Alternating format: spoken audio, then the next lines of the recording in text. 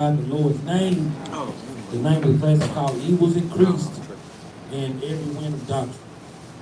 We're gonna go do some few precepts this week, man. We're gonna hit a couple subjects, man.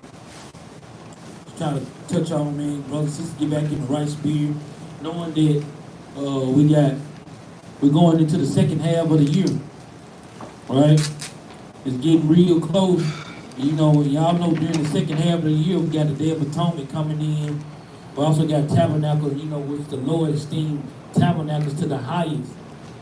Meaning that in every nation, if they don't be doing the tabernacle, the Lord said he don't give them no rain in the latter days. So it means he gonna starve them out. So the word is gonna be back on the earth again, and just to think, man, and it's something I've been kind of thinking about a week, man. Thinking about you don't want to meet Christ in that battle, right? So we know the evil's gonna have to increase on the earth. That's what Christ's going to come back and clean up. First precept we're going into is 2nd Ezra, man, chapter 14. We're gonna start at verse 14.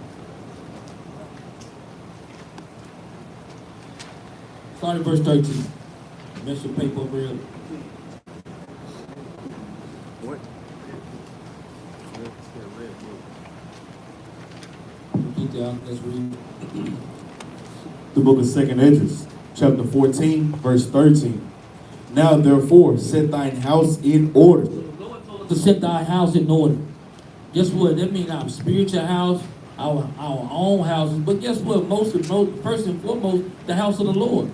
We got to be trying to set these things in order, right? Trying to get ourselves cleansed, trying to get ourselves in the right frame of mind, right? Read.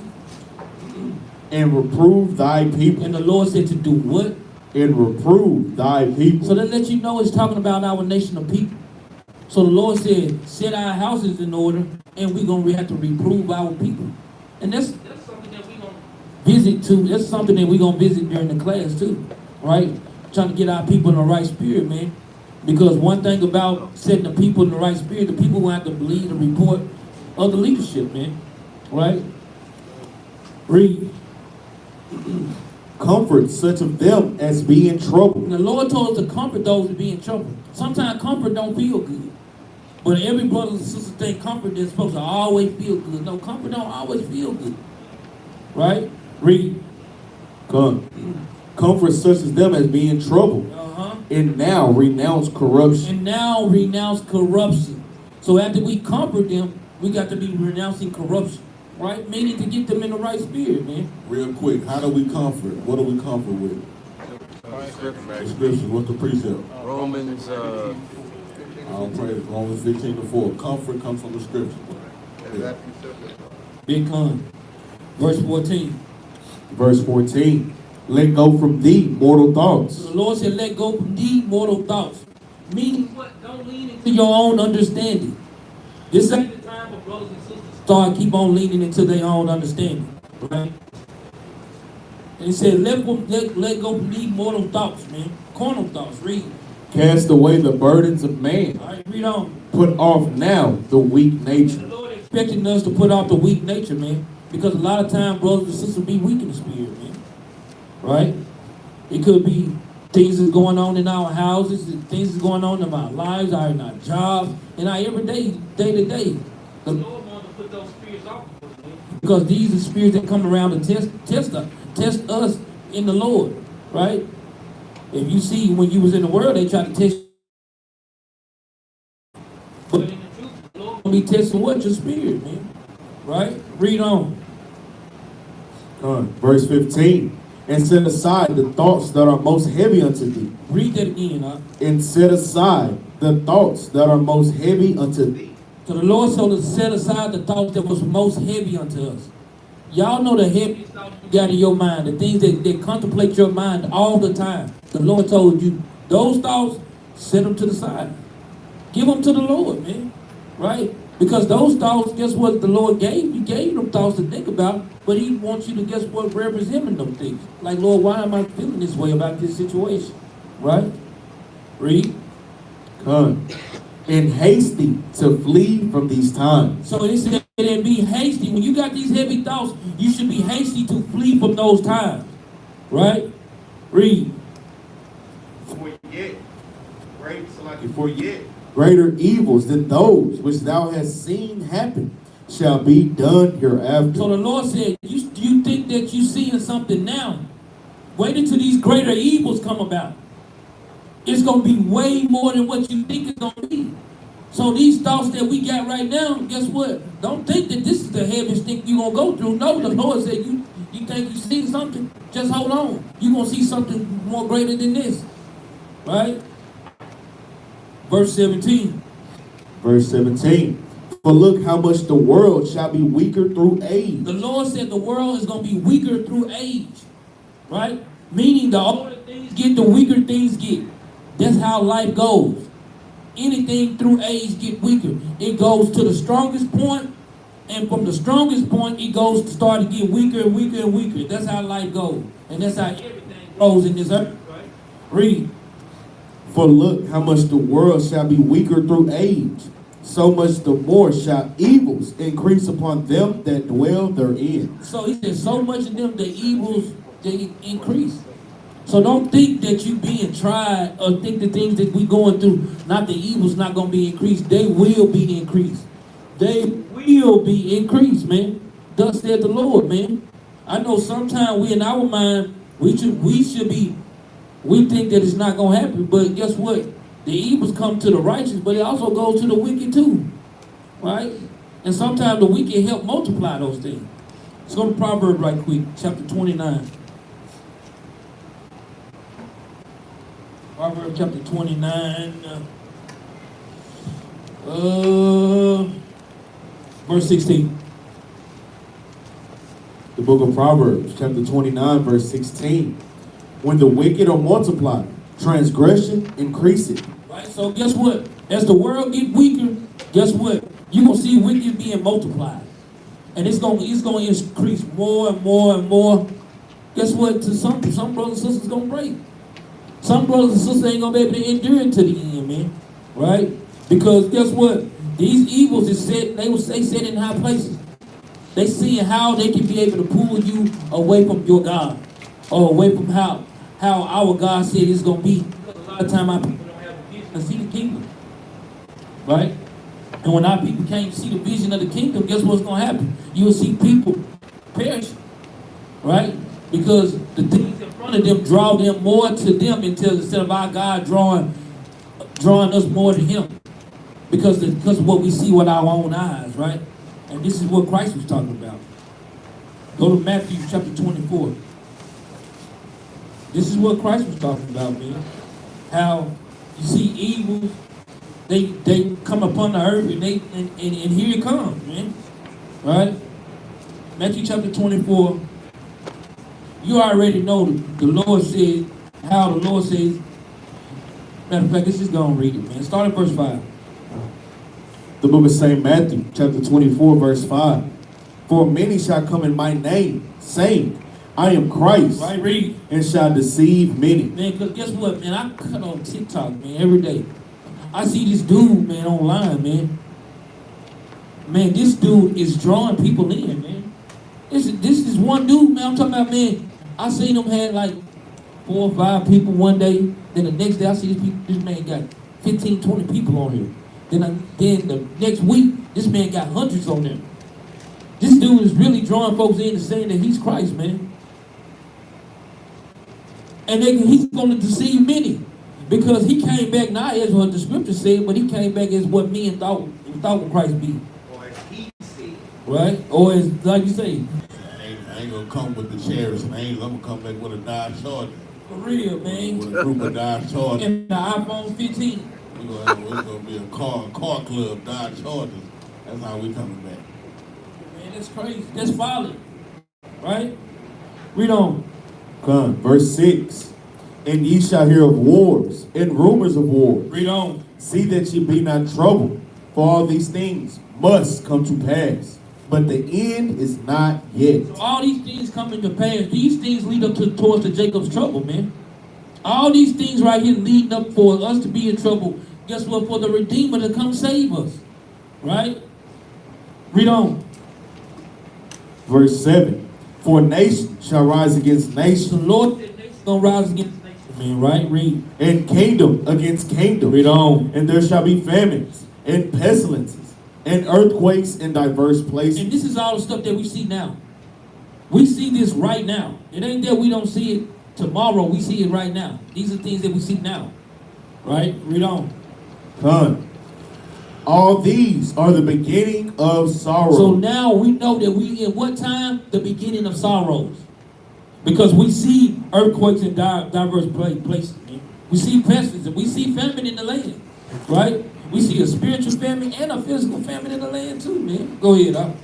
Let's go to Luke chapter 21, saying the same thing. Even like what I touched on, man. I ain't gonna lie, that's a damn shame, but I mean, hey, if it's in the scriptures, it must come to pass, man. And a lot of times, brothers and sisters thinking they can't get caught up in that mix. But guess what? If you don't hold yourself diligently in this truth, you can, man. Your house will be overthrown, man. Yeah.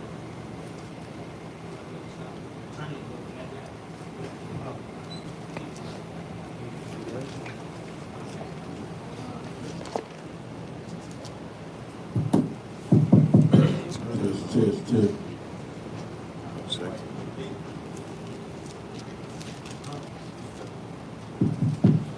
Is it froze? Yeah, Yeah. it's kind of late. It's lagging. Yeah. Maybe go out, come back in. It's just lagging, bro. You cut the single mics up. Yeah, man. Because it ain't really nothing you can do about that shit. All right.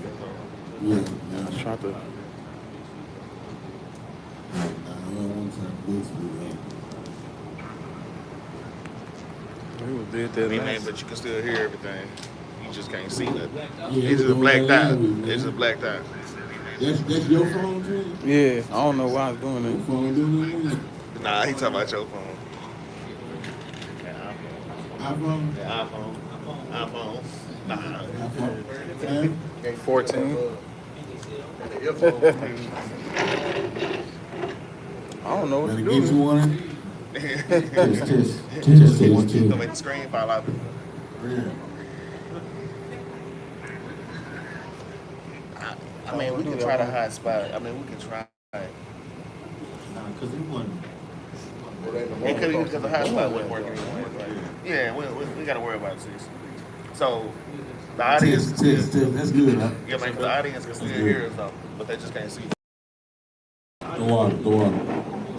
Back. Okay. Everything.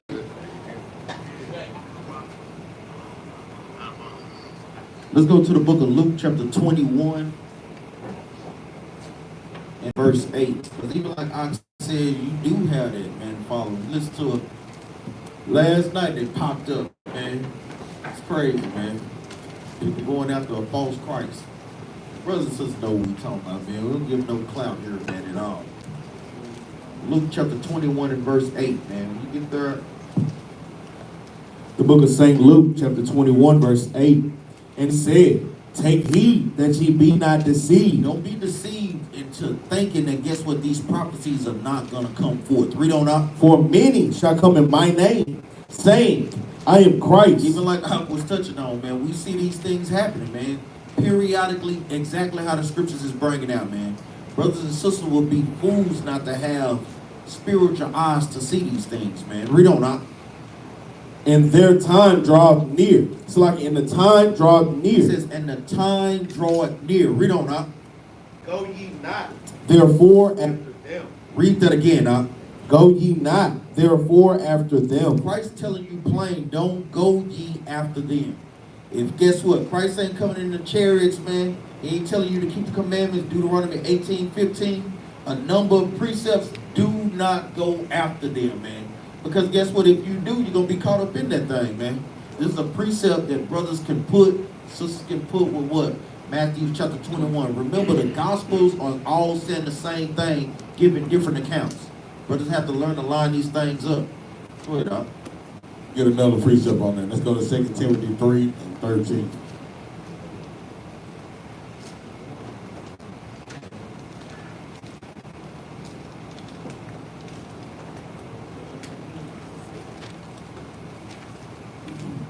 The book of 2 Timothy, chapter 3, verse 13. Bring it out. But evil men and seducers shall wax worse and worse. So this is a precept you can put with 2 Corinthians 14, man. Right on down. Evil men and seducers will wax worse and worse, man.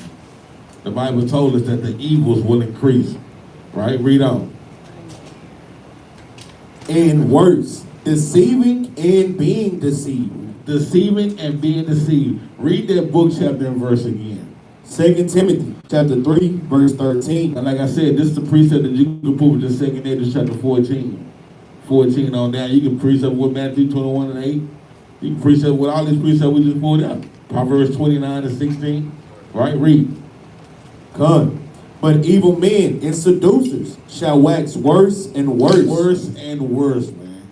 Right? My granddad used to say they getting worse and worse. She used to say that all the time, but it is, man. It is getting worse and worse, and you got people actually believing on this false damn deity Christ, man. Dude coming back thinking come on, man, stop it. Read on. Come. Deceiving and being deceived. Both ways. Deceiving and being deceived, like Capt Benaniyah said. You want to make sure that you're not part of that one being deceived, because you can say all day, oh, I would never,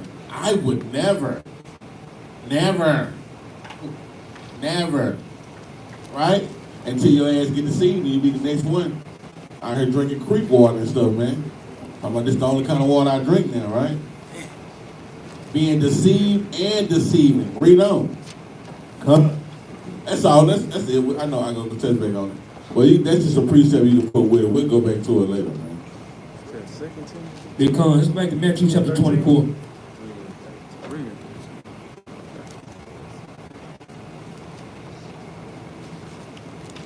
Matthew chapter 24, we're going to start in verse 9.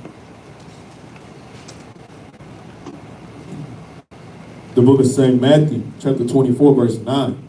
Then shall they deliver you up to be afflicted. To be what? To be afflicted. Right, read.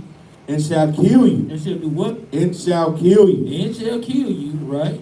And ye shall be hated of all nations for my name's sake. Do this not sound like the nation of Israel, man?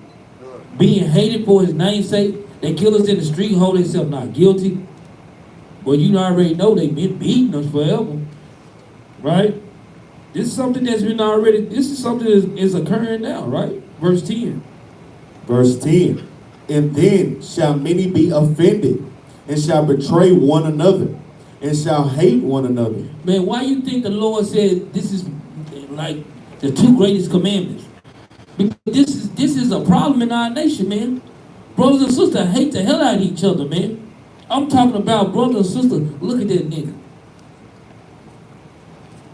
Look at that nigga. Everybody got a problem with somebody. Everybody got a problem. I guarantee you, in this congregation alone, somebody got a problem with somebody. For what though? For what? For their own sake. For their own damn sake, because they did something to you, huh? You the Lord, huh? Right? Everybody got a problem with somebody. Yeah. You're going to have to answer for that too. If you can't shake that, you're going to have to answer for that thing, man. Right? Read on. Verse 11. And many false prophets shall rise and deceive many. He said many false prophets going to rise and deceive many. And we see it. We see it, man. Right? Read. And because iniquity shall abound. And because sin is in the world, read. The love of many shall wax cold. And this is what's wrong with the earth. That's why you see no love around people, man. That's why you can see camp banging. Because it ain't no love. Right? You can see a brother that was once fervent in the spirit. I'm talking about one of the top camps here. Now guess what? He bang on more camps than Esau, man. What a love it though. Say you love your brother, what a love it, man. Right? But this is what evil, this is what happens. That's why iniquity abound. That's why the Lord said the love of many gonna wax cold. It's gonna wax cold. Right? It's something that our people don't really wrap around their mind, but it is here. Right? Let's go to Job right quick. Because there's gonna be people that's gonna be deceived, and there's gonna be people not deceived. What if you didn't get the seed? Job 12 and break 13.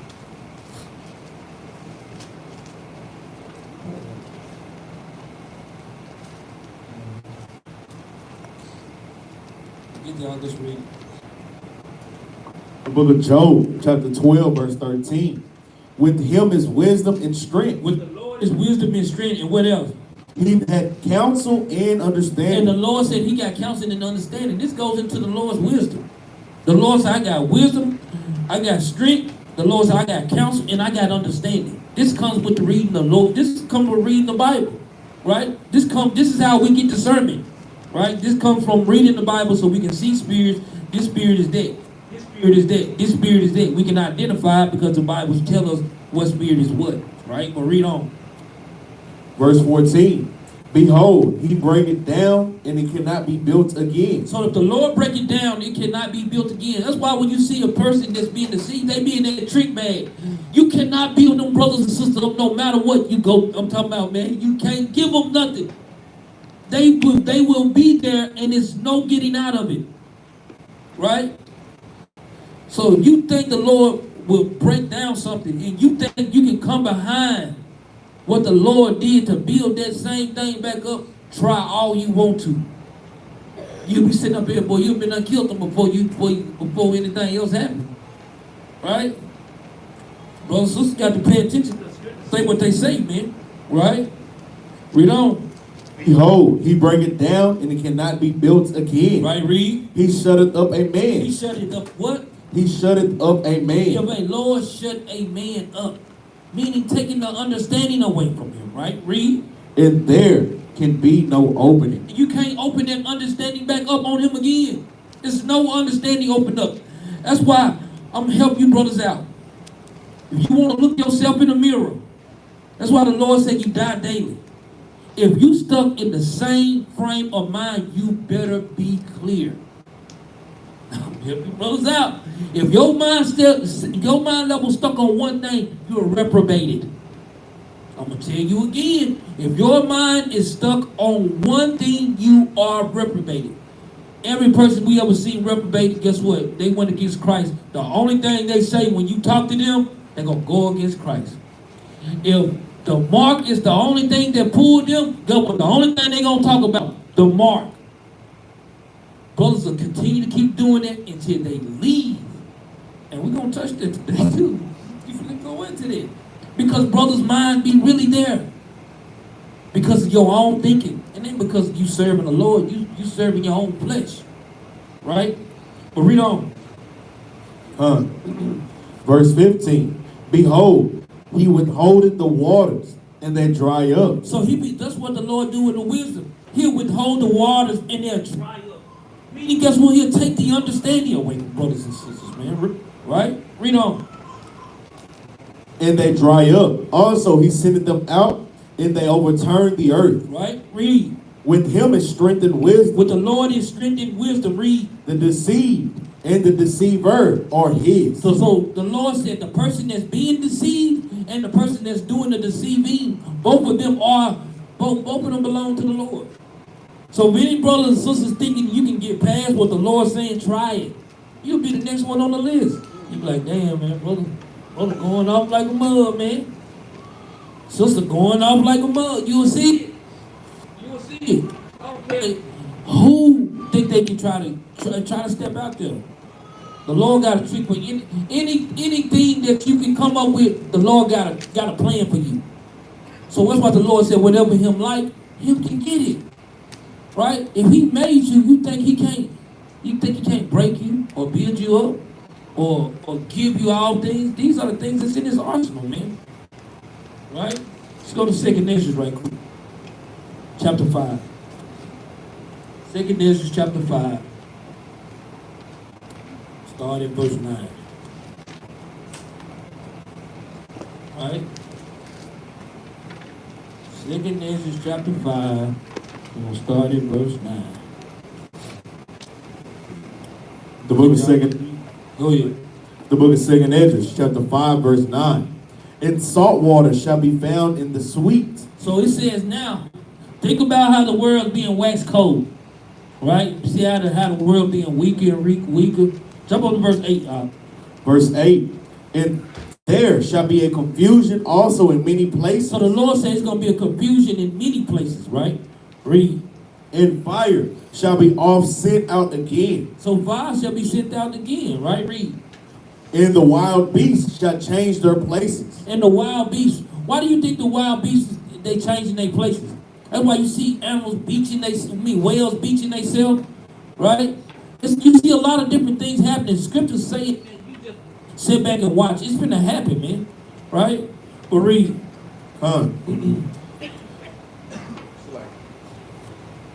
In menstruous women shall bring forth monsters. It said, menstruous women shall bring forth monsters. And that's a true statement too. Because now, the woman is running the household now. What she says, now it goes. Because guess what? In this society, because the so-called Edomites run the world right now, guess what? They're allowing our women to do anything they want to do. It's just our women can do anything they want to do. Why are their women not out doing what our women doing? Why the Chinese women not doing what they like our women doing? No, it's our women want to run something, man. And the Lord gonna put that back into shame, man. Because guess what? You think that you can run something and the Lord like, no. You don't run nothing. If a woman was in order in this truth, guess what? She'll know that she's not running anything. But when you in this truth and you still think you running something, guess what? You're not in the truth. You're in your own head. You're in your own head. And guess what? You have to deal with the Lord on that, man. Whatever come with that, guess what? I don't care if it's sickness, I don't care if it's death, you're going to have to deal with that, man. Because a lot of time people get in their own heads and they cannot, guess what? You can't shake me. I can't act like I can't shake myself. Guess what? The Lord got a trick for that too.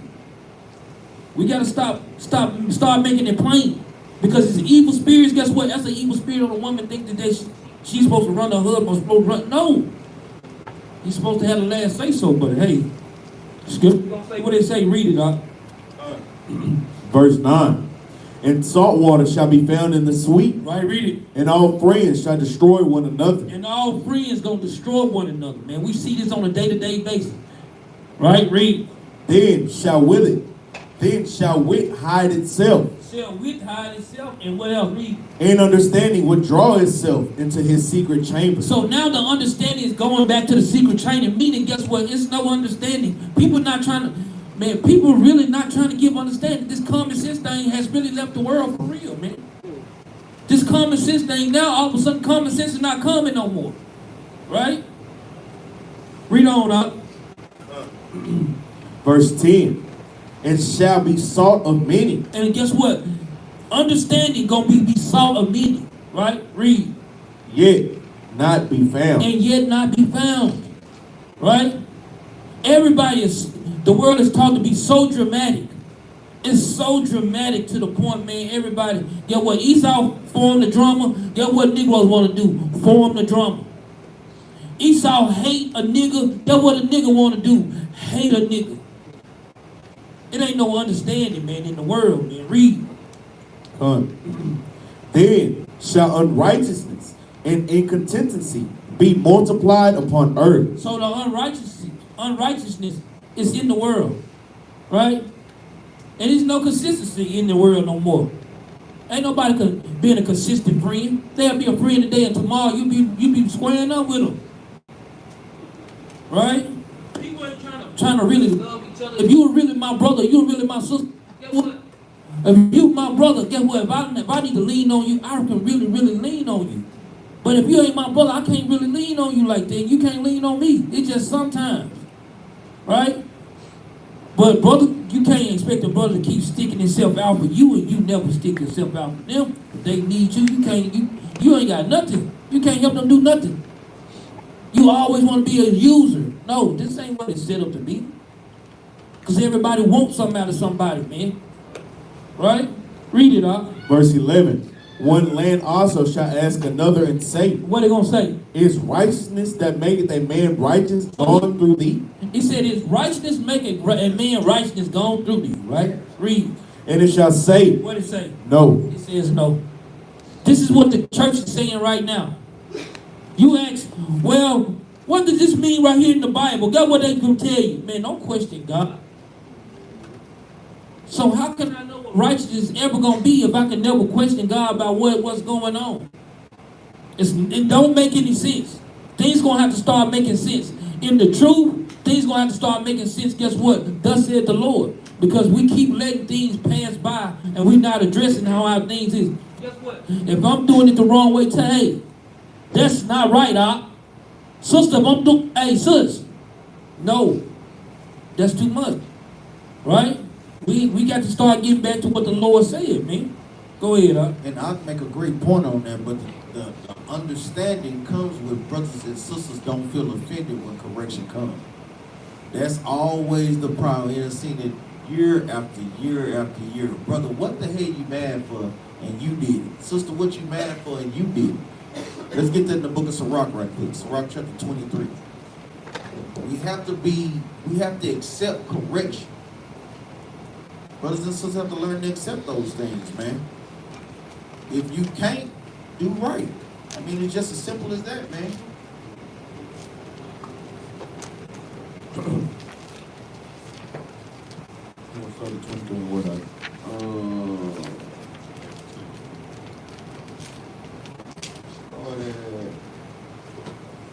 Sirach chapter 20 and verse 1. The book of Sirach, chapter 20, verse 1. There is a reproof that is not comely. Meaning sometimes correction is not going to always be nice. It's just not.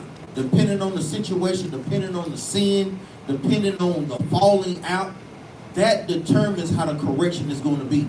Some brothers, guess what? We get tired of correcting over and over again for the same amount. Sometimes we get tired of correcting sisters over and over for the same amount. So it's not going to be the same each time. It's just not.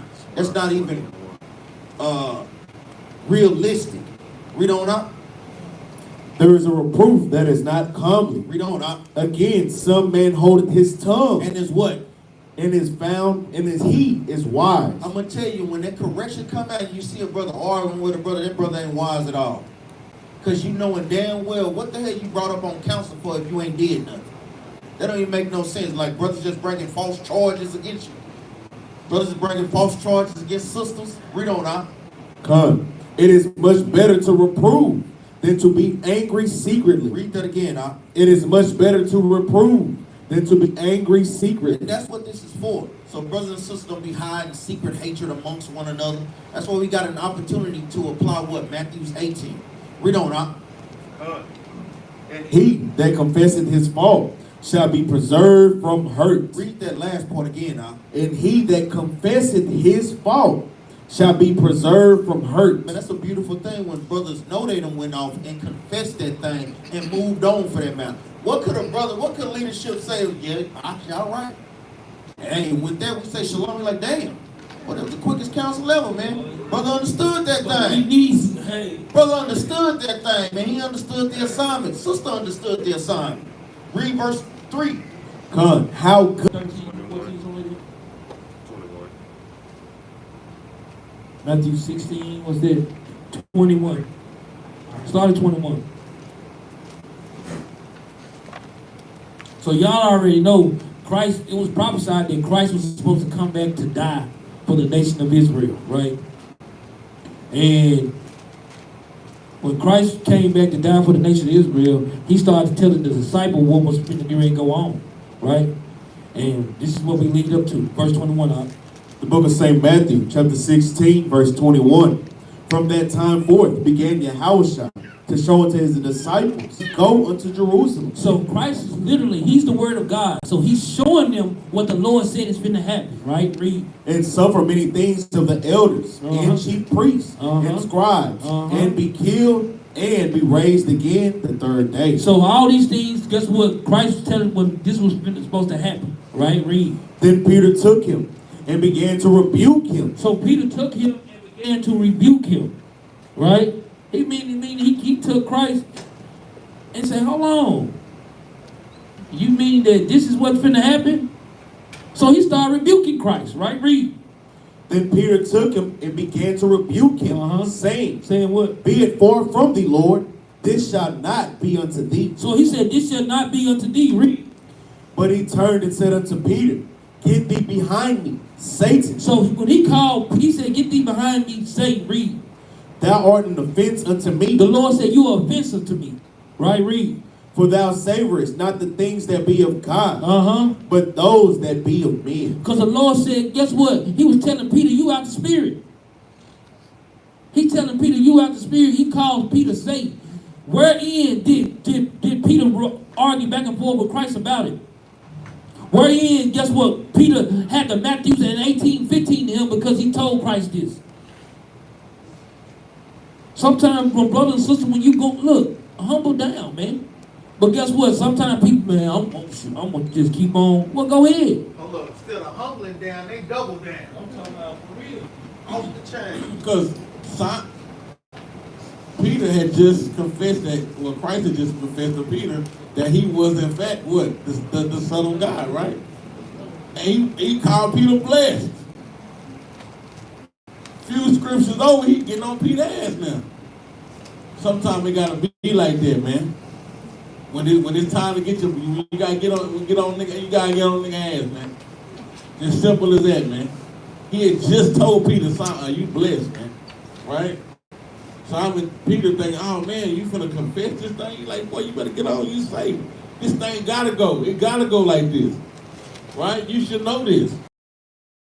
Like you said, when you do good, man, you know, it's good. When you do evil, man, we gotta get on your butt, man. If it's us, if it's anybody, man, right? And that's just how it gotta be, man. That's just what scripture show you, man, how parable show you of Christ getting on Peter's ass, man, right after telling him, oh, you are blessed for giving the understanding of who I am, right? So, that's Right? Read verse 23. Verse 23. But he turned and said unto Peter, What he say? Get thee behind me, Satan. Imagine if Christ called you Satan, man. Because guess what? Was Peter really Satan? What was he talking into Peter? He was talking to the spirit in Peter. Because Satan can jump on any damn body. So that's why he know Peter really wasn't no damn Satan. But guess what? If you keep showing Satan activities, and guess what? And I keep on rebuking Satan, guess what? Don't then jump in front of Satan and feel some type of way. No. Brothers and sisters, get that. You can't jump in front of Satan and say, hey, what's up, man? No. We talking to the spirit that's in you. Because some people don't know how to deal with that thing, man. some people don't know they got a damn spirit on them. Just like Saul's coming there to tell Saul, look, hey man, you got a spirit on you, man. And tell that brother, man, look, you got a spirit on you. I don't know if you can see it or not, or you know what's going on, but your ass out the spirit, man. That's what he had to tell Peter this time. You got a spirit with that. Man, do anybody know that precept from Matthew 16 and what we just read? Anybody know that precept? The count of him calling Peter Satan in Luke.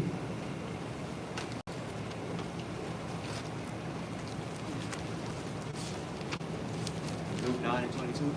Luke 9 and 22. Let's go there. Let's see if we get it.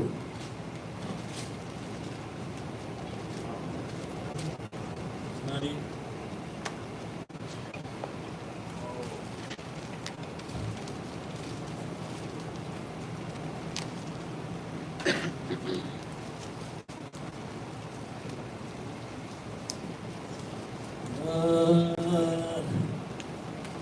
I think that's it, what I want, man. Is that it? Is it in John? It's got to be in John. Man. It's in Luke or John, the other account. Okay, brothers and sisters, y'all, anybody got it? Give me the one in John, then. It's a point, man. Get out of here. Come on, Swizzle. All these brothers be quick to the Swizzle, man. Bring it out. Man, Man, don't get us stumped on camera, man.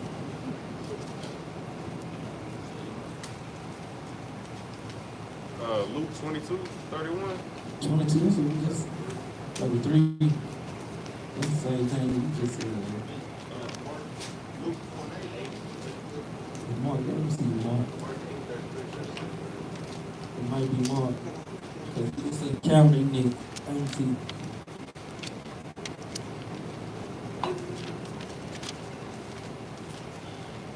Yeah, it's in. That's what I want. That's in Mark, Salaki, y'all. Mark 8 and 30. We're going to start at 31. Mark 8 and 31. That's what we want. So, we just read how Christ was being, Peter took him off and rebuked him, right? Because he told him that he was supposed to die, right? Now we're going to read in Mark chapter 8 and verse 31. Watch what it says. Going into the same thing. Read it. The book of St. Mark, chapter 8, verse 31. And he began to teach them that the Son of Man must suffer many things and be rejected of the elders and with the chief priests and scribes and be killed and after 3 days rise again. Rise again. Verse 32. And he spake that saying openly. And Peter took him and began to rebuke him. So guess what? He said he spake that saying openly, and Peter came and rebuked him. So that means Peter was trying to rebuke him in front of everybody, right? He was trying to it ain't like he took him off somewhere. No, Peter tried to rebuke him right here in front of everybody, right? And when he tried to when Peter tried to rebuke him in front of everybody, this is what Christ had to tell him. Read it up. But when he had turned about and looked on his disciples. So guess what? That means he did that right in front of the disciples, right? He turned about and he looked at the disciples. Then what happened? Read. He rebuked Peter, saying, Get thee behind me, Satan. Right, read. For thou savorest not the things that be of God, but the things that be of men. So guess what, man? Meaning that, guess what, Peter, man? You better get some more respect than that. What do you think you doing, man? You just can't. I mean, if you got a question, you need to ask a question. It ain't no disrespect gonna go on. Because guess what? We even see sometime in a form of counsel, sometimes brothers being disrespectful than the mug, man. Something that ain't gonna be tolerated, man. Right? Sisters be disrespectful too. Something that's not gonna be tolerated. Right? But we see certain spirits be going on because guess what, brothers and sisters, when you see a brother and sister, guess what, with a disrespectful antic, it's always something. It's always something in it. And brothers and sisters gonna have to shake it, man. That's Satan on you, man. Right? And so sometimes what brothers and sisters act a fool that sometimes, hey, why you think we be in the middle of tabernacle and brothers and sisters get put on council sometimes? We be in the middle of feast day, brothers and sisters get put on council, man. You gonna have to deal with it. Wherever you come at, you gonna have to start learning to deal with it because brothers and sisters do that, man. All right, go ahead. Even what Capt. Jerubbaal is bringing out is heavy because we literally trying to prepare brothers and sisters for the tabernacle. A lot of times brothers and sisters just think of a party mentality. That's it. Party, party, party. Drink, drink, drink, hard, hardy. They got that mindset, but the tabernacles, guess what? We're going to have a good time, but guess what? We got to do it in the spirit of Yahweh and his son, Yahushua. Brothers cannot, sisters cannot lose sight of that, man. Sometimes, brothers be out there watching. I ain't going to even lie. We're trying to make it better than last year, improve upon these things, making sure, guess what? We stand diligently in the scriptures. Do not get outside of that, man. So it's a great point that Aki is bringing out, man. Just to get brothers and sisters in the spirit of tabernacle, man. Be calm, man. Let's go back to 2nd Ezra right quick. Chapter 5. Did we read the whole chapter? What we read down on 2nd Ezra chapter 5? 11. I need to get some more on there. We read verse 11. Read verse 12.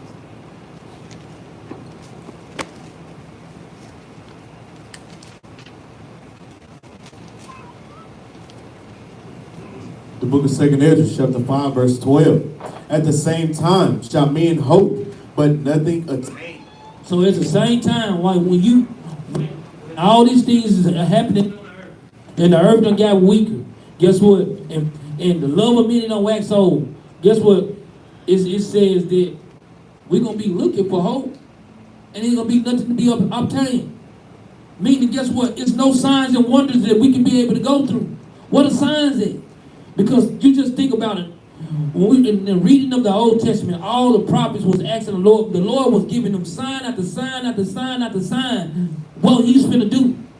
Before and after what He's finna do. He had prophets. He had seers. He had kings. He had judges. The Lord had many things to show our people, and it ain't no sign to give. Right? Guess what? Brothers and sisters gonna have to have their faith there. The hope gonna have to be there, right? Because guess what? It ain't gonna be no sign to show the hope, right? Read it. They shall labor, but their ways shall not prosper. So guess what? Meaning, guess what? You'll see. You gonna labor like a mug in this captivity. There ain't gonna be no prosper. Everybody think they gonna come up. Everybody think that they gonna win. What do you think Haggai 1:6 means? Right? You gonna labor, and you guess what? The Lord said He gonna put a hole in your pocket. Meaning, guess what? It's gonna be money falling out your pocket everywhere, and Esau gonna be picking it up too. Right? But read on. They shall labor. Come. They shall labor, but their way shall not prosper. To show thee such tokens I have leave. And if thou would pray again, If thou would pray again, read. and weep as now, Read. and fast 7 days, Read. thou shalt hear yet greater things. So guess what? Just think about how Ezra was in the spirit, man. And he communing with the angel. The angel tells him to fast for 7 days. It's hard for brothers and sisters to even fast for one. What do you think the day of atonement coming up, man? It's gonna be hard. But look here. Day of atonement is gonna be hard on some brothers and sisters, man. It's gonna be extra hard on brothers and sisters, man. Because you see how the world going. Don't think that it's not going. Don't think that it ain't gonna get harder for us. If you want to get more understanding, if you want to grow, you're gonna have to fast. You're gonna have to pray, right?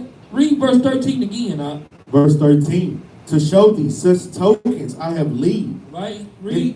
And if thou will pray again. So guess what? If we just think about it, we'll pray to the Lord again. And weep as now. And weep as now, read. And fast 7 days. Thou shalt hear yet greater things. Right? Because the Lord was giving Ezra, man, a whole understanding of the Bible. Because guess what? It was burning the books. Right? But read on. Verse 14. Then I awake in an extreme fear of my body. So he said a fear went through his whole body. Read. And my mind was troubled, so that it fainted.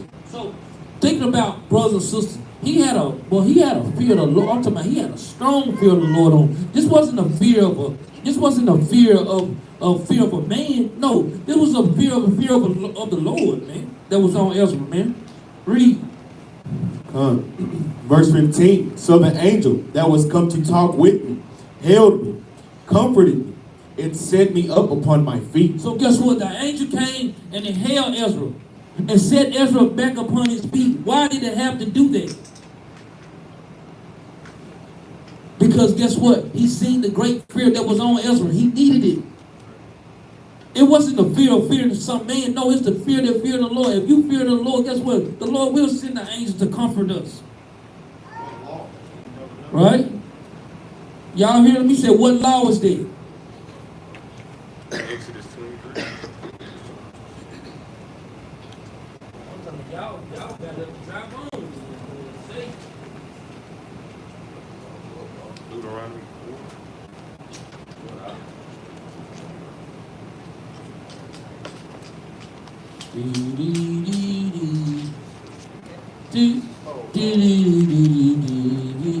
Man, Jeopardy in this mug. Man, we gonna start calling on the dang sisters in this mug, boy. Good boy. You brothers gonna start reading, man. Hey, you got to increase y'all read, man. You brothers got to increase y'all read, man. Nehemiah 6:13. Fear of sin. Fear of sin. I'm trying to understand. In that context, is fear of sin or that's fear of the Lord? Exodus 23.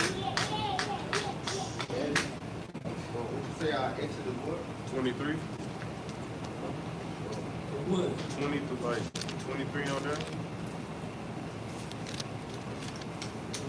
Get it, dog.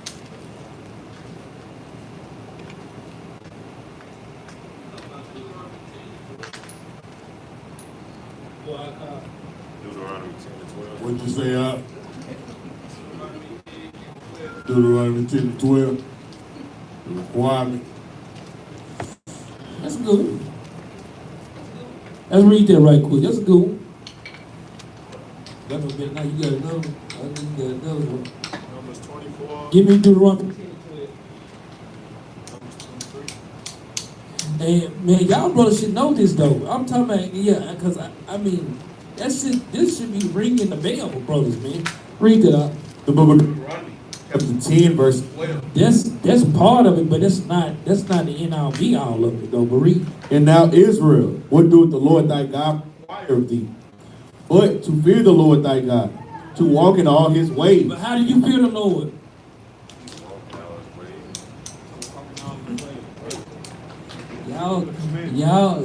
Y'all some slick ones, ain't you? Right? How do y'all fear the Lord? Y'all don't fear the Lord. Psalm 111 and 10.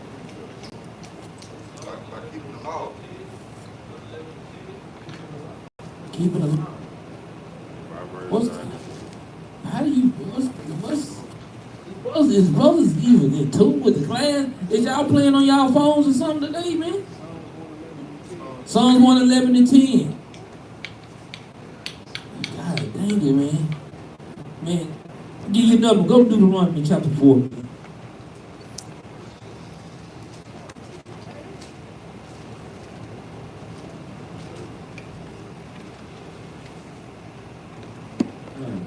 Y'all brothers, man. Y'all need to wake up, man. I don't know, man. Y'all must have a hard ass week at work, man. I had one too. See, most of y'all ain't working for 4 days, man. Verse 4, huh? The book of Deuteronomy, chapter 4, verse 4. But ye that did cleave unto the Lord your God are alive, every one of you, this day. Because if the fear of the Lord is the beginning of wisdom, what is our wisdom? Verse 6. It's been reading right here. This is our wisdom right here.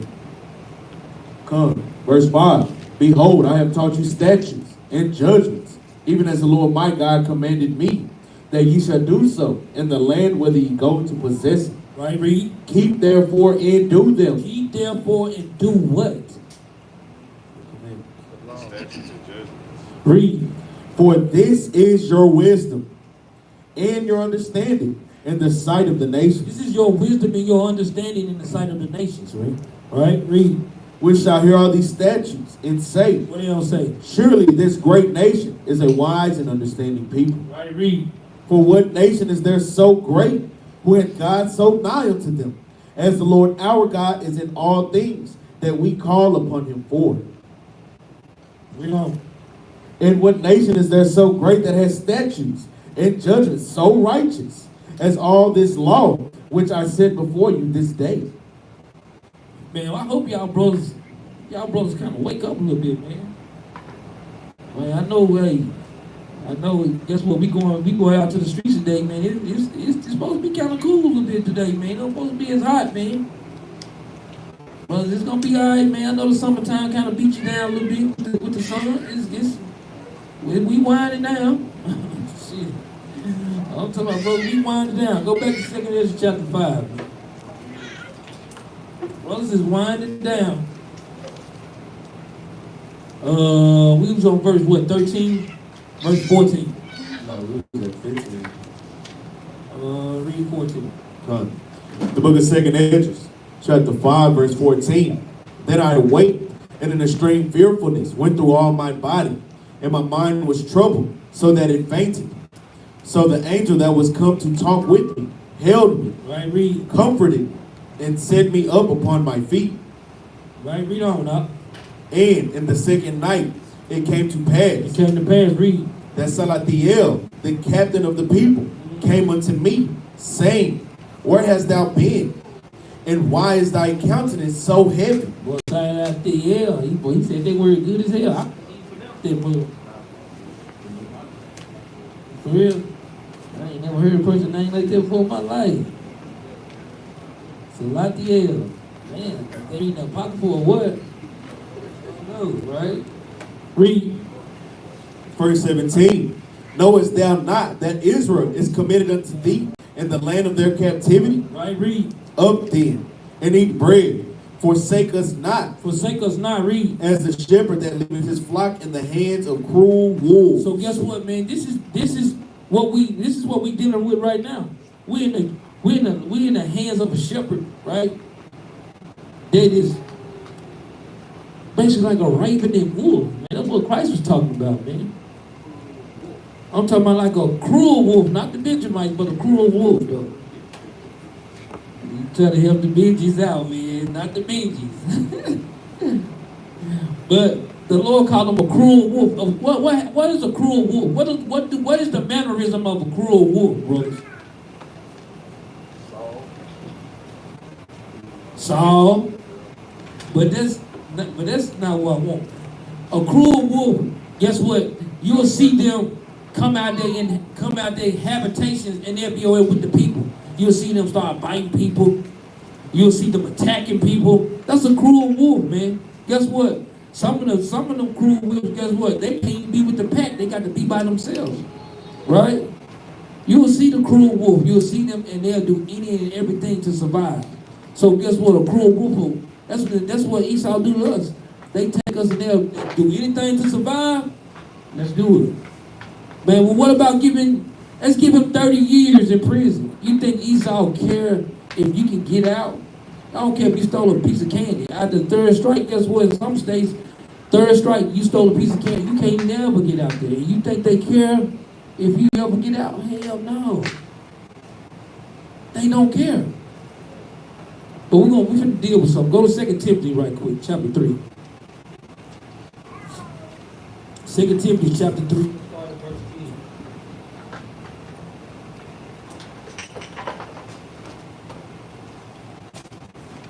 Man, I'm gonna tell you some stuff that I was thinking in my mind last night. I was sitting up there looking for a verse in the Bible.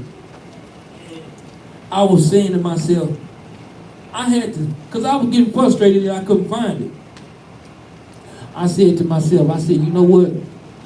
I know what side the Bible is on, so I should be able to find it. The chapters in the Bible is not going to move around. It's going to be there. Huh? Good. Shot at twin. Alright? But I literally did that last night. I was thinking in my mind, I said, dang man, I cannot find this book. I said, no, the chapters in the Bible, guess what?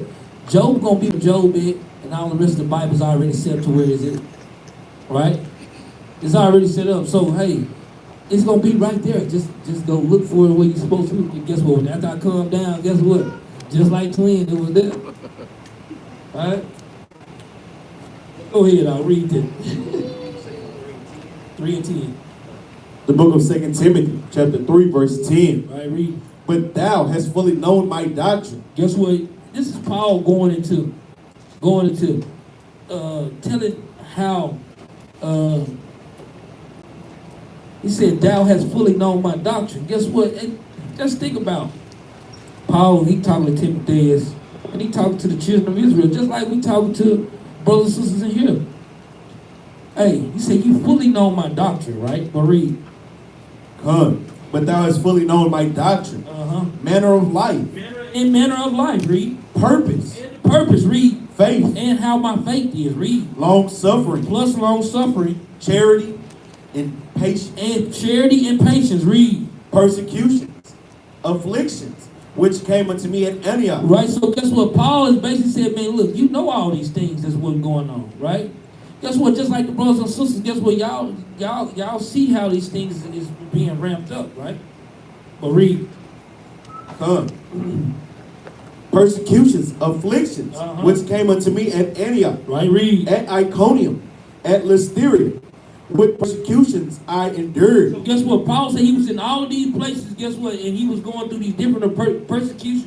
But Paul, guess what? Still stayed in the manner and the doctrine of the Lord. He still stayed fast, keeping the commandments. Guess what? And he was up under persecution the whole time while he was in these places. Some of these places Paul was going to, Paul even went to jail. Children, persecution can be your family. Persecution can be your job, because you're not going to be working for them nowhere. All right? Persecution is captivity. Guess what? Persecution is paying taxes. We're going to go through persecution, right? But read. But evil men and seducers But evil men and seducers, read. shall wax worse and worse. This is what we read earlier, but we had to bring it back. Because guess what? The Lord said these men, they're gonna get worse and worse. It's going to get worse and worse, man. Right? Read. Deceit. The Lord says He's going to be deceiving people, and they're going to be deceived, right? The people going to be deceived, right? Read. Verse 14. But continue thou in the things which thou hast learned. What did the Bible tell us to do, though? But continue thou in the things which thou hast learned. Why is the Bible telling us that we're supposed to continue in the things which we have learned? Not the things that you form in your mind that you think that you know. It didn't tell you to do that.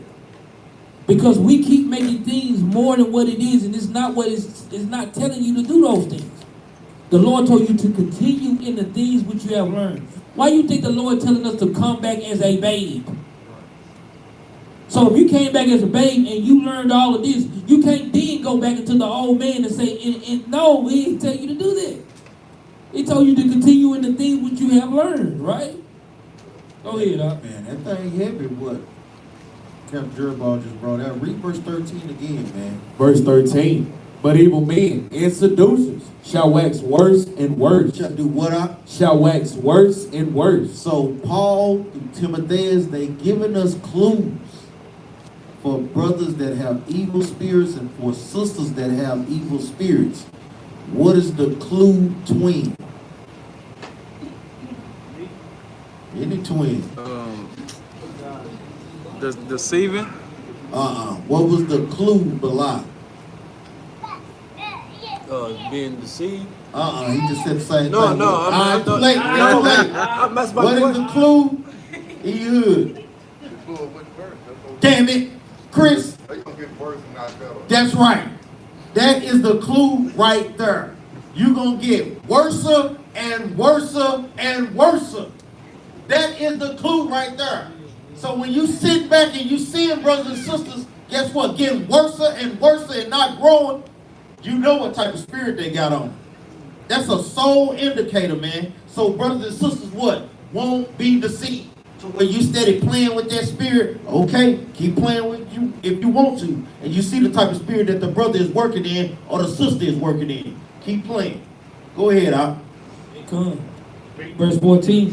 Verse 14. But continue thou in the things which thou hast learned. That's why the Lord said you're supposed to be continually in the things which you have learned, man. Read.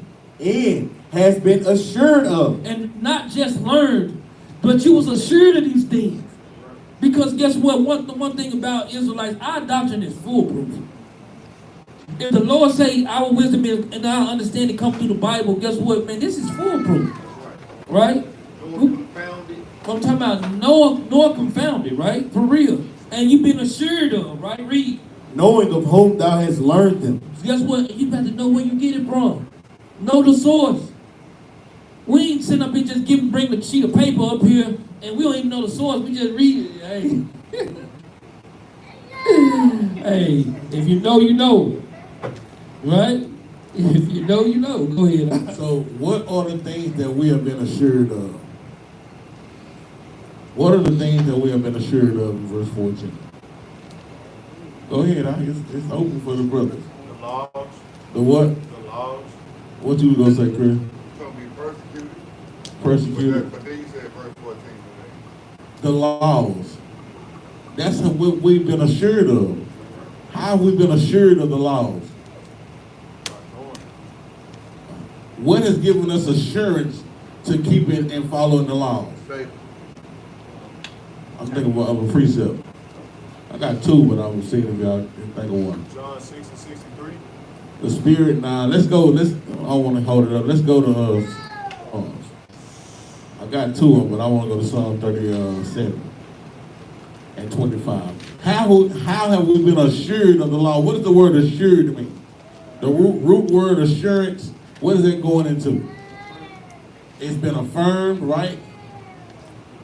Without a doubt. You can trust in it. Hey, without a doubt, how have we been assured in the laws? Let's go to Psalms, man. 37 and 25. The book of Psalms, chapter 37, verse 25. Bring it out. I have been young and now am old. Uh-huh. Yet have I not seen the righteous forsaken. But he said, I have not seen, David said, I have not seen the righteous forsaken. What is righteous? Deuteronomy 6:25. Which is what? Law. The law, right? He said, I was young, now I'm old, but I have never seen the righteous forsaken. This is how we've been assured in keeping the laws, right? Because we look at the what? The prophets of old. The Bible said the things that are written aforetime was written for what? Our learning. We look at the prophets of old and see that we are now assured in keeping the laws because we've seen our forefathers keep the laws, man. And David said that he have never seen, he didn't say not sometime, he said, I've never seen the righteous forsaken, man. This is how you assured of the laws, man. Read that, finish that out. I have been young and now am old. Yet have I not seen the righteous forsaken, nor his seed begging bread. Nor his seed begging bread, man. This is how we've been assured of the things that we have been taught, which is the law that verse 14 is going into.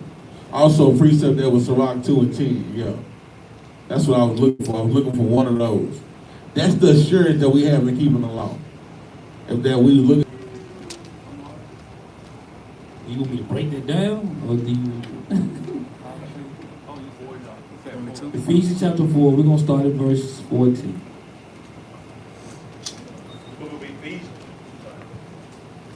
The Ephesians chapter 4, verse 14. That we henceforth be no more children, Right, read. tossed to and fro, and carried about with every wind of doctrine. Why do the Bible say that? Question.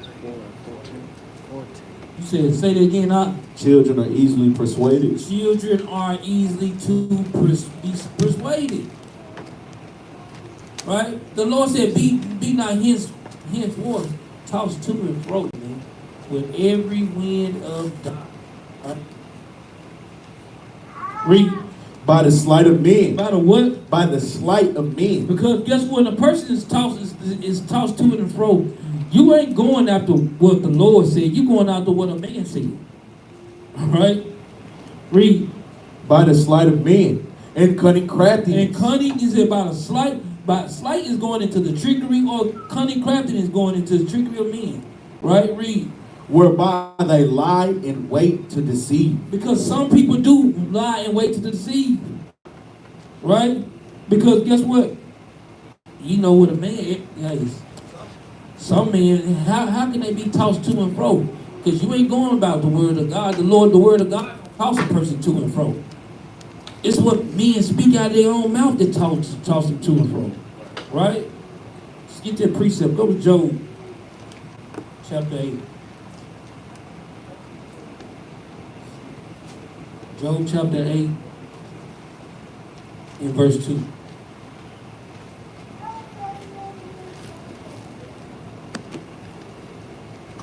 The book of Job, chapter 8, verse 2. Well, you can see this in the spirit, man. Read.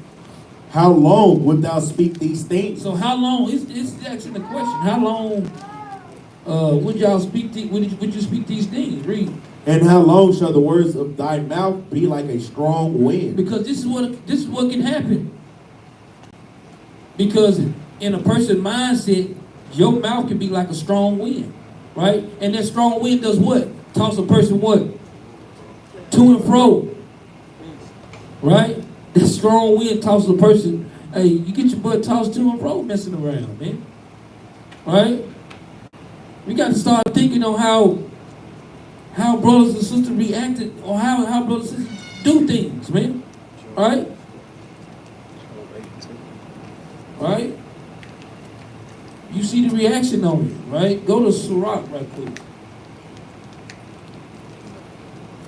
33 and verse 3.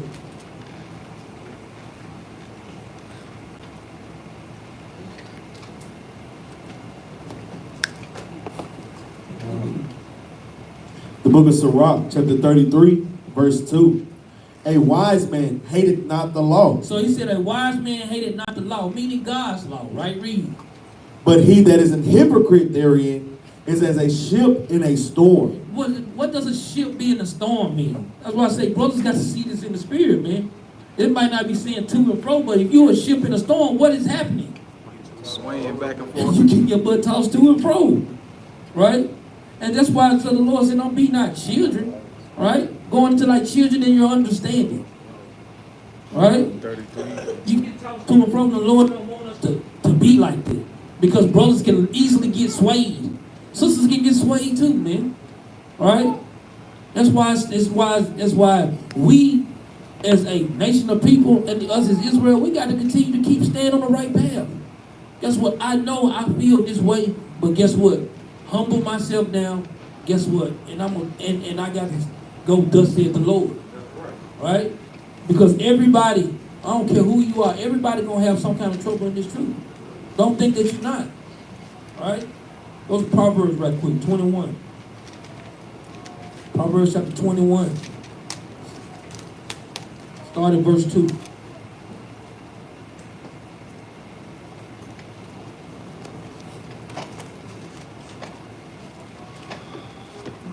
The book, the book of Proverbs, chapter 21, verse 2. Every way of a man is right in his own eyes. Because this is how we think. Every way in a man is right in his own eyes. Right? Read. But the Lord pondereth the heart. But the Lord searched the heart. That's why we wanted to vote for a king. But the Lord said, no, David is the one I need. Y'all want Saul. He's tall in stature and he got, no, I want David. Right? Little light-skinned and cute boy. Right? But he a killer though. Right? He ain't gonna play no games. You're not gonna turn the fury away from him, right? Read. Come to do justice and judgment. Guess what? He said, but the Lord pointed your heart to do justice and judgment, right? Read. Is more acceptable to the Lord. It's more acceptable to the Lord than what? Than sacrifice. Than sacrifice, man. Right? That's why the Lord said, guess what, man? This is why we got to start leaning on our congregation more, man. Trying to get things back in order, man. Right? Read. A high look. And what? A high look. Because these are the things that come with a man that's leaning on their own understanding. Or a person that thinks they're right in their own lives. Because now all of a sudden counsel don't mean anything. Here come the high look. These are the things that the Lord said he hated in Proverbs chapter 6. Right? He said a high look, read. In a proud heart. In a proud heart, read. And the plowing of the wicked is sin. What the Lord called those things? Sin. So when you giving a brother a proud look, he called that a sin. Right? You got a proud heart, the Lord said that thing is sin. Right? Plowing of the wicked, the Lord literally called those things sin, man. Right? Verse 5. The thoughts of the diligent tend only to plenteousness. So guess what? The thought of the diligent, they showing, guess what? They showing their fruits. They showing the increase. Right? Read. But of every one that is hasty only to want. Because when you see a person's hasty to do something, that's only for a want. That's all hastiness brings. When you in a person in the haste, it's all about the want because you in the haste. Brothers and sisters, we got to learn to start. Hey, calm down. Bring it back down. Hastiness only brings want. I hope brothers and sisters can receive that. Right? Because every time you go through some kind of little problem or little affliction, here we go. Loop-de-loop. No. Because then you make a decision out of your haste and you get what you're looking for. Right? That's what the scripture tells us. Hasteness only brings on want. Right? But read. Verse 6. The getting of treasures by a lying tongue is a vanity tossed to and fro. So the getting of treasures by a lying tongue tossed to and fro. Because this is what happens. When you see this coming, you want so bad to the point that you can't wait on the Lord, guess what happened? The next part said the getting of treasures by a lying tongue is vanity, tossed to and fro. Right? Read. Of them that seek death. So guess what? It's a person that, guess what? You thinking that you're doing right, but what you doing in your want, you seeking death. hey, scriptures say, they say what they say, right? Because this is what happens in our, these are things that happen in our want. Go to 2 Timothy. These are things that happen while, like I say, these are things that happen in our want. 2 Timothy chapter 4. Start at verse 2. The book of 2 Timothy, chapter 4, verse 2. I read it. Preach the word. Be instant in season, out of season. So the Lord told us to preach the word and be instant in season and out of season, right? Reprove, rebuke, exhort with all long suffering. The Lord said reprove, rebuke, and exhort in all long suffering, right? And what else? In doctrine. And in doctrine, right? And in doctrine, right? Read. For the time will come when they will not endure sound doctrine. So guess what? You'll see people not enduring sound doctrine, right? You'll see a person, guess what? This is why the Lord have men of understanding set up.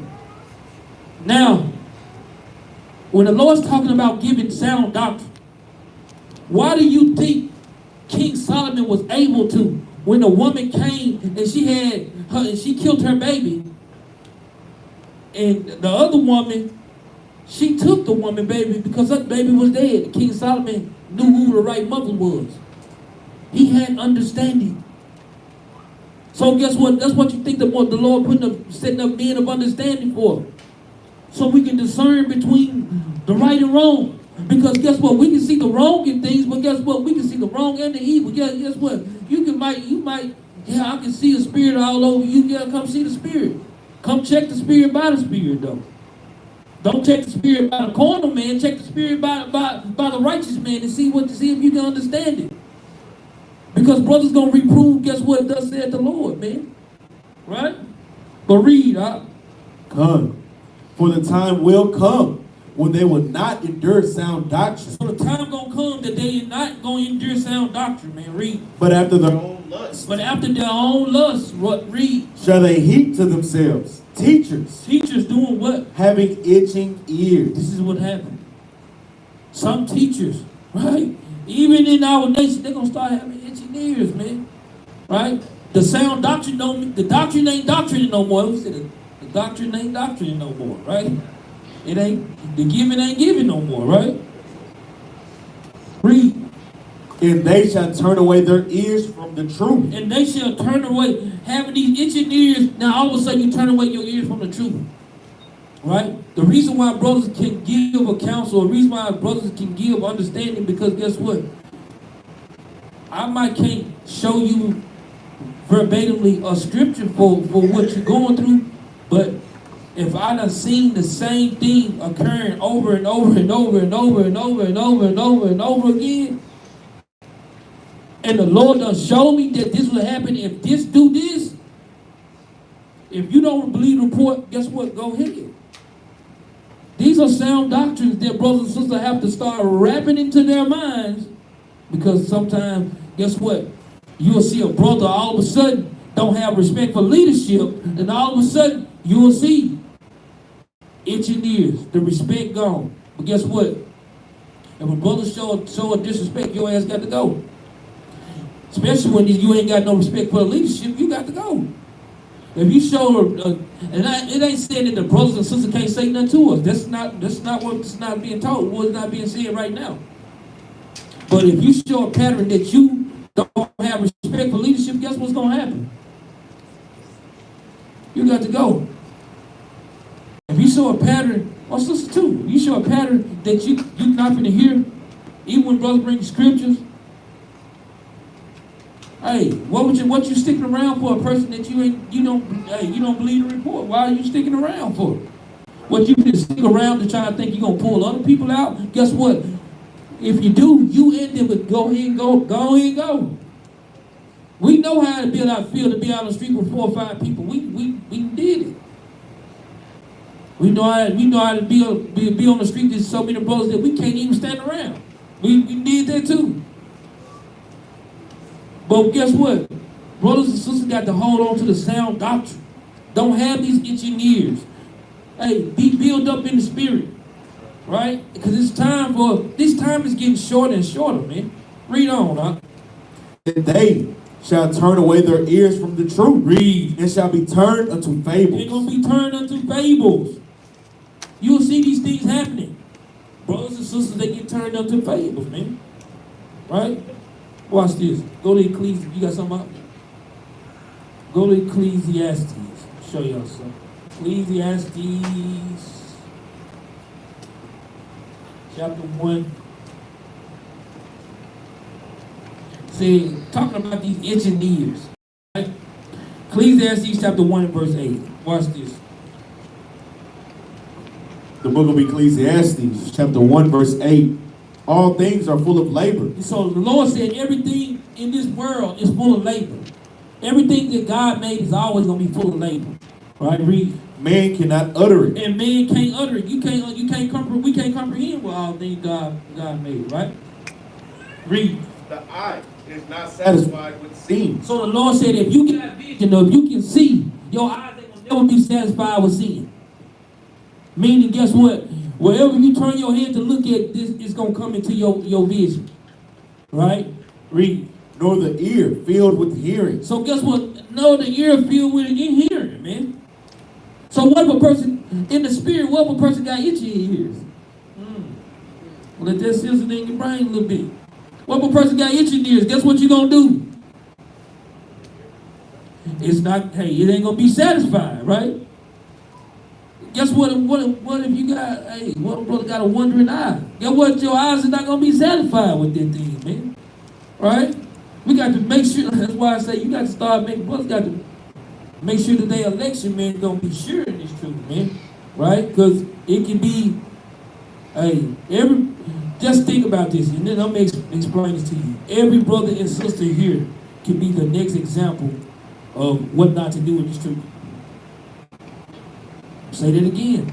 Every brothers and sister here can be the next example to what not to be doing in the truth.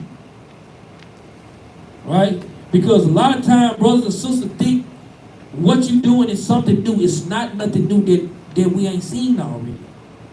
Because to me, when I first got in the truth, when I started learning, I was like, dang, we got this. And I was like, dang, is that? Dang, is this? And it was just, everything was so fresh and new. It was like, dang. But then I'm waiting to see something different, and it didn't change. It just changed the face. Right?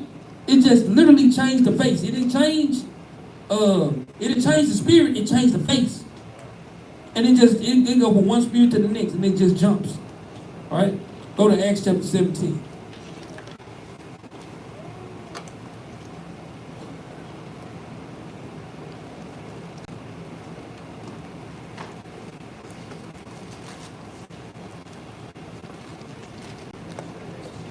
And verse 20.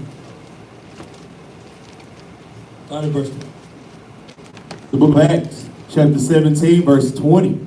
For thou bringest certain strange things to our ears. So they said that Paul was bringing Paul said that the people were bringing such strange things to their ears because they was worshiping all these different idols, right? For thou bringest certain strange things to our ears. We would know, therefore, what these things mean. Right, read. For all the Athenians and strangers which were there spent their time in nothing else. Yes, and so guess what? They spent their time doing nothing else but what? But either to tell, read, or to hear some new thing. What do you think this is for? What do you think this is for? We spend our time just to, guess what, see something new on the internet and to go tell what we see. What do you think this is for? I don't, brothers and sisters better understand it. What y'all think this for? Right. It's just to tell it because you got itching ears. You got eyes that's not satisfied. Because it's why brothers and sisters on it all day long just to see, just to tell, just to hear some new thing, man. It ain't, guess what? They said it then. This is the same thing now. What's so different? What's so? Can y'all see the difference? It's not. You're not gonna see nothing different. Guess what? It might have changed the device. Guess what? It could be in a book. It could be in a newspaper. It could be in a magazine. It's just changed. But guess what? It's all something wrapped around to get your attention off of what thus said the Lord, man. It just changed positions. That's all it does. The spirit is still there. Why do you think the spirit of Cain and the spirit of Nimrod is the same spirit Esau got? It's just changed face, but the spirit is still there. If these things, like you say, comprehend, man. That's why the Lord said you can be tossed like the wind, man. Tossed to and fro. Right? Let's go to Ecclesiastes. Go back to Ecclesiastes right quick. Watch this. I'm gonna give y'all some attributes of the wind. This is how the cycle of wind goes. Ecclesiastes chapter 1. And we're going to start at verse 5. This goes into the cycle of the wind.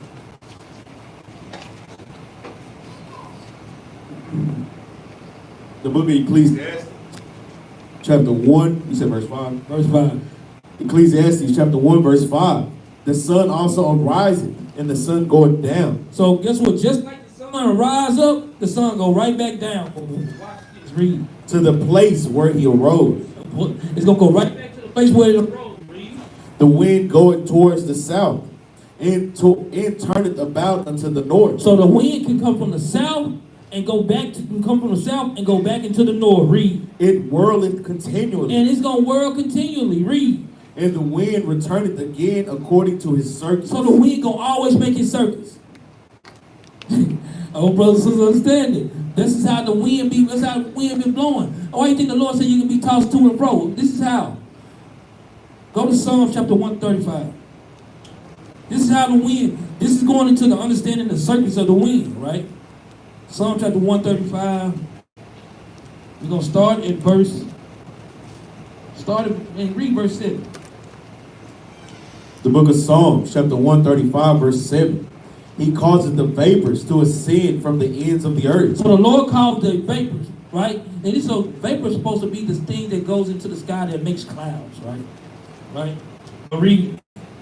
He maketh lightnings for the rain. So he making lightning for the rain. Read. He bringeth the wind out of his treasure. So this is one of the arsenals that the Lord has. He has rain, right? He has lightning, and he also has the wind. These are the things that the Lord said he brings out of his treasure.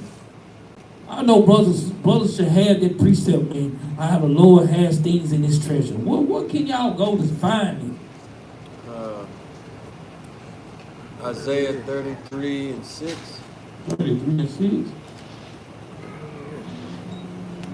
What? That's the arsenal that the Lord got. Oh, no. Something the Lord treasured. It's the Lord's treasure. That's pretty good, though. But what? The Lord got an arsenal of things, man. He can pull out a trick bag at any time. What? Say it again now. That's right. That's right. The brothers hit it. What was it now? This was Sirach 39 and verse 28.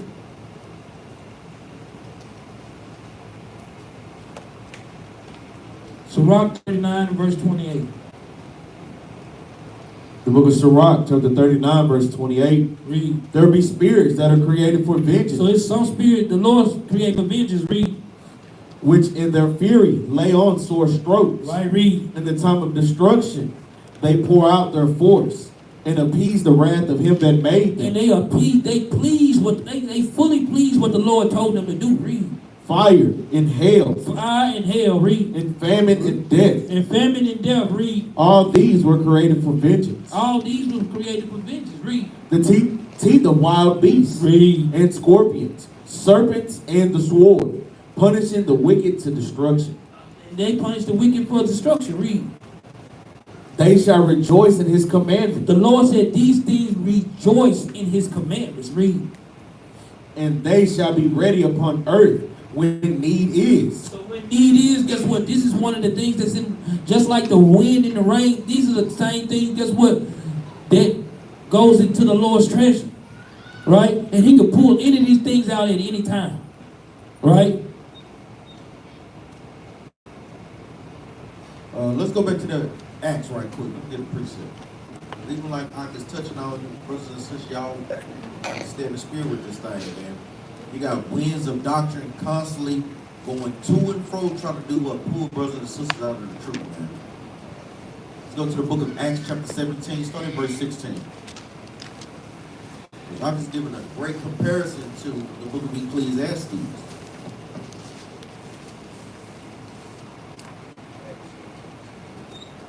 Yeah, Acts chapter 17 and start at verse 16 now. The book of Acts, chapter 17, verse 16. Bring it out. Now while Paul waited for them at Athens, his spirit was stirred in him when he saw the city wholly given to idolatry. Holy what? Given to idolatry. So Paul was doing what? Going out trying to bid out people to the marriage. He went to Athens in Greece. You see how people what? All in idolatry. Read on out. Verse 17. Therefore disputed he in the synagogue with the Jews. With the who? With the Jews. So he's conversing with his brothers. Read on. And with the devout persons. And in the market daily with them that met with him. Read on. Then certain philosophers of the Epicureans. And the who? Read on. And of the Stoics encountered him. So we have this sect called the Epicureans and the Stoics. Do any brother know what these philosophers goes into? What do the Epicureans believe? That's why when brothers are reading, y'all want to make sure that y'all using them expensive phones to look up what these things mean. What you got, Ehud? Stoics feel like they're about like free will. Yeah, the Stoics feel like free will through nature. What do the Epicureans believe? What you have, Soldier Donnie? They don't believe in God. Yeah, basically, do as thou wilt. Kind of like atheists. Exactly. You know, so these were philosophies, and this is a wind of doctrine that, guess what, that take hold of our people even today. The same thing that was going on back then where they had these little conferences where they meet and try to philosophize amongst each other. Guess what? These things are going on today. Even where in the Big Apple or New York, they have big places where you got Islam battling Christianity, and ain't none of them right. Then when Israelites come out there, guess what? They can't stop this thing, man. So that's literally showing you what doctrine is the truth. Make sure y'all put those things down. Look those words up, man. Because it's hitting head on. Even when I gets kept reading verse 20. Go ahead, Doc. Oh, keep reading, Doc. So like it. Verse 18 from the top. Then certain philosophers of the Epicureans and of the Stoics encountered him. And some said, what will this babbler say? What would this who? Babbler say? So they thought that Paul was just a babbler. Read on. Others some. He seemed to be a setter forth of strange gods. So they thought he was coming with strange guys. Read on up. Because he preached unto them Yahushua and the resurrection. So think about it. When we bring this up to today, guess what? It's the same thing because people thinking that we teaching another God because for one, they think Christ is what? A white man. Think about those things, man. It's the same thing. Guess what? That wind coming right back around again, man. Just on a more modern level. Go ahead, Al. Big con, man. Watch this, y'all. Let's go to Job, chapter 37. Job, chapter 37. Let me give y'all some more attributes of this wind right quick. Job, chapter 37. Let's start at verse 9. The book of Job, chapter 37, verse 9. All right, read. Out of the south cometh the whirlwind. So the Lord said, out of the south cometh the whirlwind, right? Read. And cold out of the north. So when we got winter coming in, cold comes in out of what, brothers and sisters? What did the scripture just say, man? God dang it, can y'all open y'all mouth, brothers? Man, I think the captain's just gonna go out to camp today, man. Y'all brothers can just go home or something, man. God dang it. Dead spirits, Boy, I'm talking about, man, for real. Read that again, huh? Out of the south cometh the He whirlwind. said, out of the south cometh the whirlwind, read. and cold out of the north. Cold come out of the north, man. Right? It says it plainly, man. Jump down to verse 16. Verse 16. Dost thou know the balancings of the clouds? So it's asking, do you know the balancings of the clouds? Read. The wondrous works of him which is perfect in knowledge. Right? Going into the Most High. Read. How thy garments are warm when he quieted the earth by the south wind. So when the Lord said so if the cold come out of the north, then the Lord warmed the earth out of what? The south. Right? Why you think, guess what? The birds fly south or where? Summer. The winter, man. Right? These are the things that make sense, brothers and sisters. Right? Why do you think it's hot down what? South. The Bible is saying this thing heavy, man, going into meteorology, man. We don't need the damn news channel, man. This is for real. And the Bible tells you plainly how to read it, right? Luke chapter 12. Right quick, we're going back over there. Luke chapter 12, Luke chapter 12 and verse 55. Because it's the same thing how Christ is talking about, right? Start verse 54. The book of St. Luke chapter 12 verse 54. And he said also to the people, when ye see a cloud rise out of the west, right? Straightway ye say, there cometh a shower, and so it is. So it is, read. And when ye see the south wind blow, ye say, there will be heat. So when you see the south wind blow, giving more understanding, there will be heat. So the warmth come from where? The south, right? Just giving more clarity on what we read, in Job, right? And he said, when you see the Salaki, when you see the south wind, you see heat. Salaki, and it cometh to pass. Right? And guess what? And these things come to pass, right? Read on. Verse 56. Ye hypocrites. What's the Bible called? Ye hypocrites. It said, ye hypocrites, read. Ye can discern the face of the sky and of the earth. And of the earth, read. But how is it that ye do not discern this time? So the Lord said, guess what? You can get all these things, but you still can't discern this time. That's right, you said, thinking about the spirits is on men. Thinking about the spirits on brothers. Right? Like, dang, man, that's literally in the Bible. We just literally read how the south wind, guess what, blowing the heat comes. And this we just read out of the west, coming rain, right? Watch this. Go to Proverbs 25. The Lord said you can discern those things, but you can't discern the times that we in, right? Proverbs 25 in verse 23.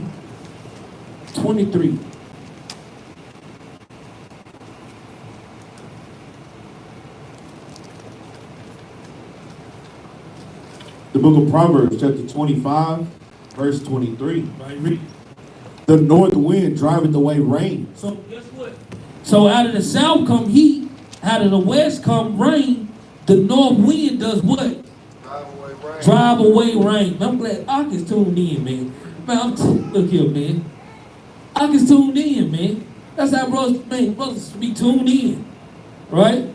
So the north wind, guess what? Drive away rain. Read. So doeth an angry countenance, a backbiting tongue. So guess what? The same way it drives away that rain or drives away that water. So these things so shall a what? So doeth the angry countenance, a backbiting tongue. So does an angry countenance and a backbiting tongue. The same way this stuff can be driven out. Guess what? That's how the spirit of the man can be driven out. Hey, he come. When it goes to backbiting, vermin goes one and the same. You don't believe the report. Now you don't walk away. Instead of clearing things up there, I don't get it. Can y'all explain to me more? Guess what? Let us take the time to explain it. Because we need to get brothers and sisters to believe the report. Right? We don't need to get brothers and sisters. Guess what? If it's not thus said the Lord, hey, let us know. Right? That's why you think the Lord used everything out of his treasure. Think about in the time of Moses. The Lord used the wind and the different elements to do what? To bring on the plagues, right? You gotta think like we really got a God that really, he do this for real. You know how people say, I'm him. No, he him for real though, right? Go to Exodus chapter 10. Right? He uses his wind to bring, like I say, to bring plagues. Exodus chapter 10, start at verse 12.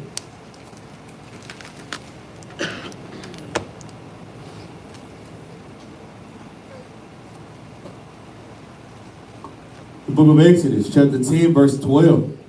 And the Lord said unto Moses, What did he say? stretch out thy hand over the land of Egypt. So he told Moses to stretch your hands out before the land of Egypt, right? Read. For the locusts.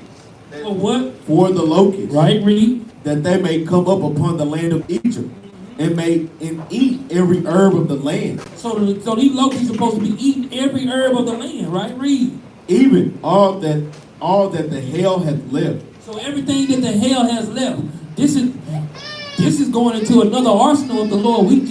We read out how the hell is a part of the Lord's treasure too, right? But this is a part of the thing that the Lord had put into the plagues that he put on Egypt.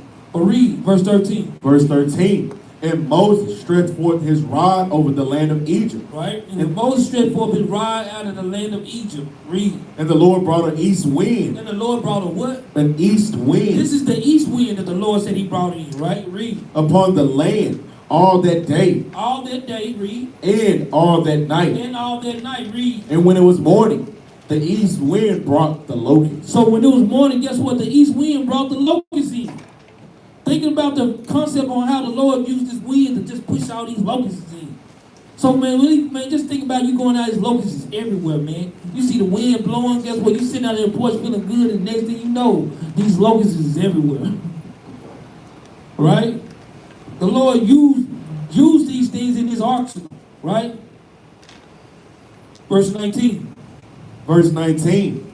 And the Lord turned a mighty strong west wind. And the Lord taught him. So from the east brought in the locusts. Now from the west, guess what? The Lord sent a mighty strong west wind. Read. Which took away the locusts. Now he took away the locusts. Meaning what? How the wind blow in its circuits. Y'all see the circuits. It go from the east, it go back to the west. See how they go? It ain't gonna go east and just steer out to the north. No, it goes in a cycle. If it come from the east, it go back to the west. It come from the west, it go back to the east. It come from the north, it go back to the south. Right? Read on. Which took away the locusts. Which did what? Which took away the locusts. Guess what? So he sent the east wind to bring the locusts. He took the west wind in to take the locusts away. Right? Read. It cast them into the Red Sea. And he cast it into the Red Sea. Read. There remained not one locust in all the coast of Egypt. Man, you see how special that is? When the Lord bring it in, he can take it away at any time. This is how our God moves. At any time, he can put it out there on Front Street, man, with brothers. Man, we can't do nothing about it. We literally got a God that can really do, like he really do it, right? At any given time, like this is just showing the power. But by us seeing the power of our God, why do we then? Because we don't see the signs.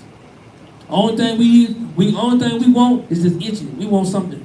Scratch these ears right quick, man. Hey. Make these eyes fulfill my flesh. That's right. Make haste in my way. Yeah, and make haste for real. Or make this haste. Right? This somehow, brother, sister, looking on how the wind, these are things that the Lord has in his arsenal, man. Go back to Job right quick. Job chapter 21. Go to Job chapter 21. We're going to start at verse 15.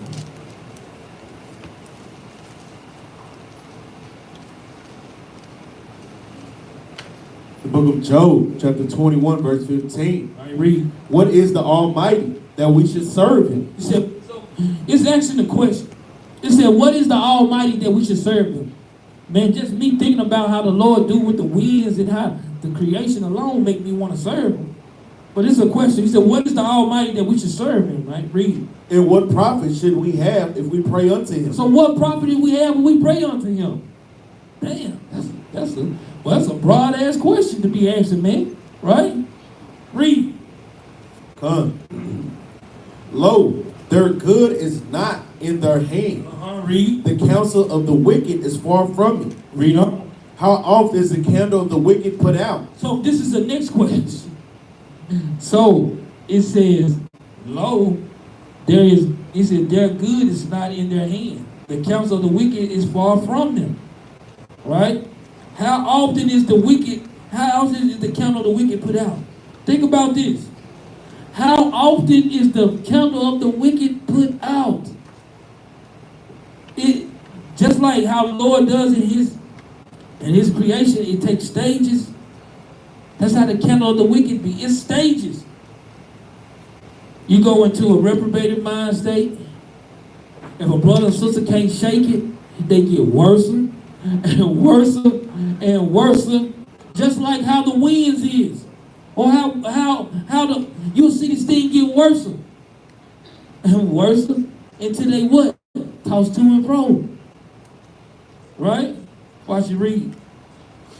And how oft cometh the destruction upon them? So the Lord said, how often is the counsel of the wicked put out? Or how often is the destruction that come upon them? Man, read. God distributed sorrows in his anger. So, brothers and sisters, make sure y'all pay attention to this. When you have sorrows, the Lord distributes the sorrows. Say this again. Let's read this one more time, because I want to get brothers and sisters to understand this. In your sorrows, right? If the Lord distributes you sorrows in his anger, he put it there.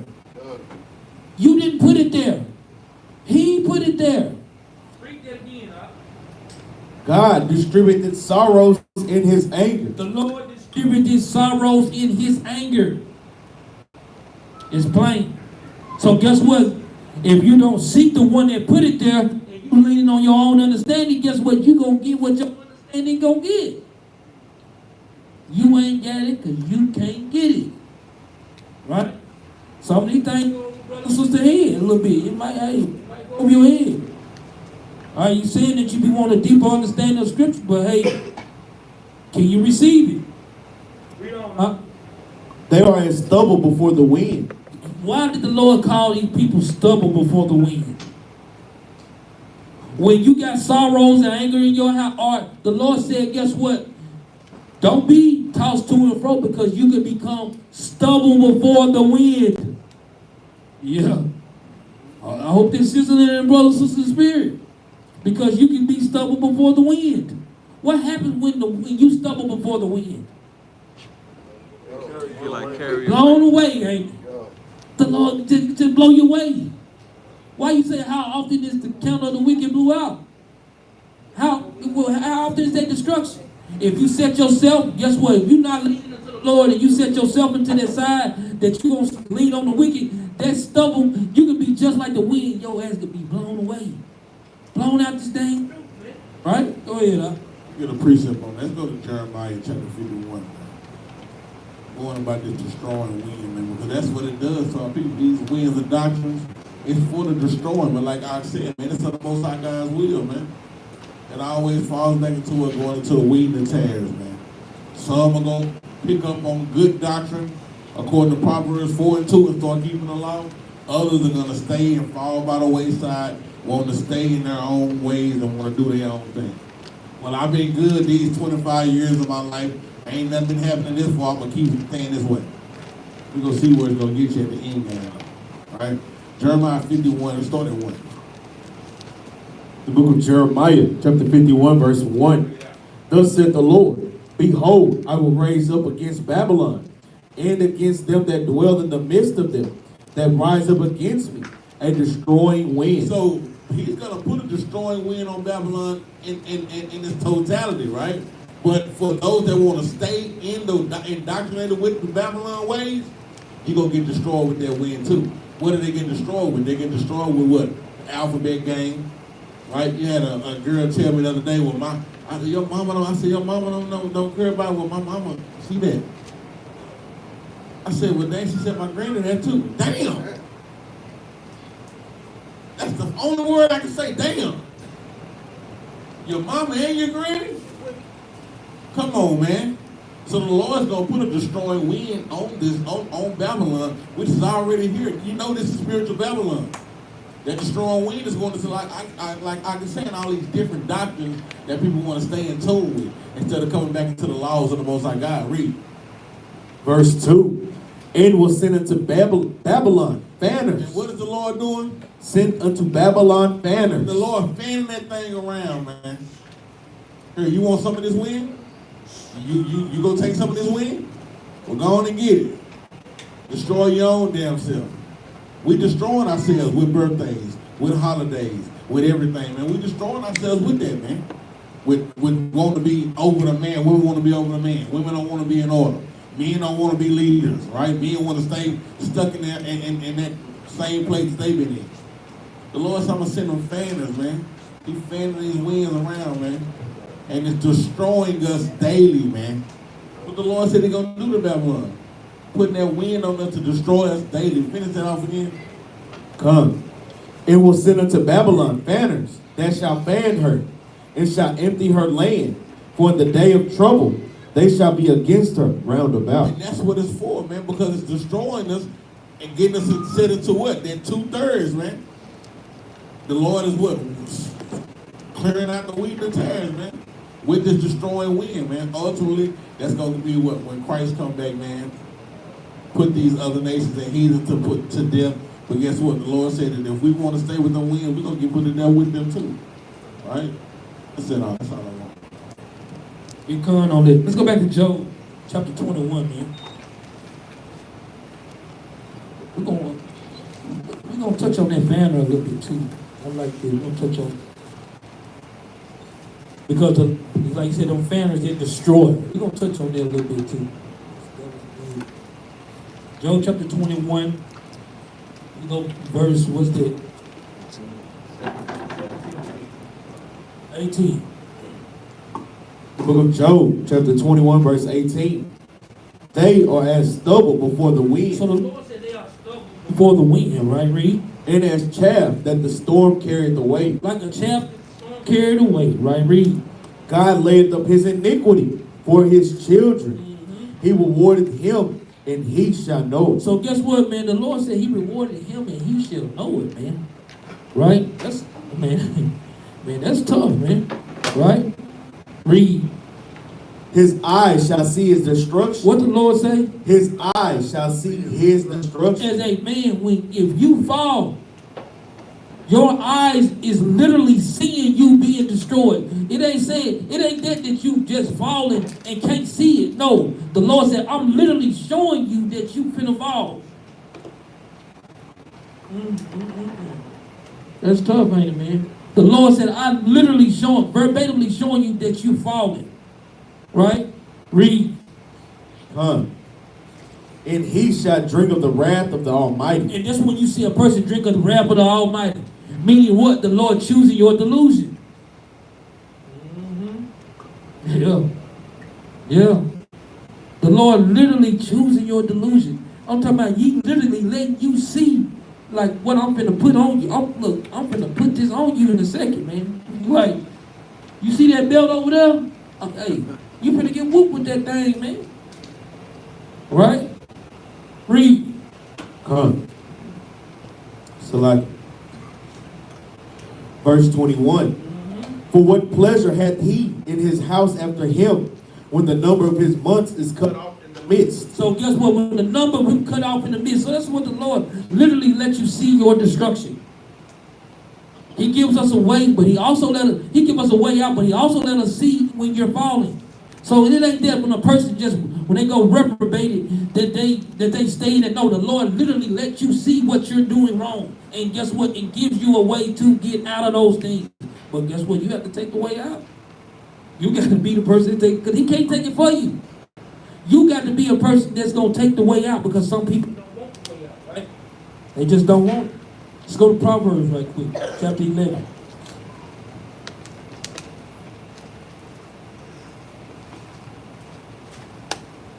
Proverbs chapter 11, starting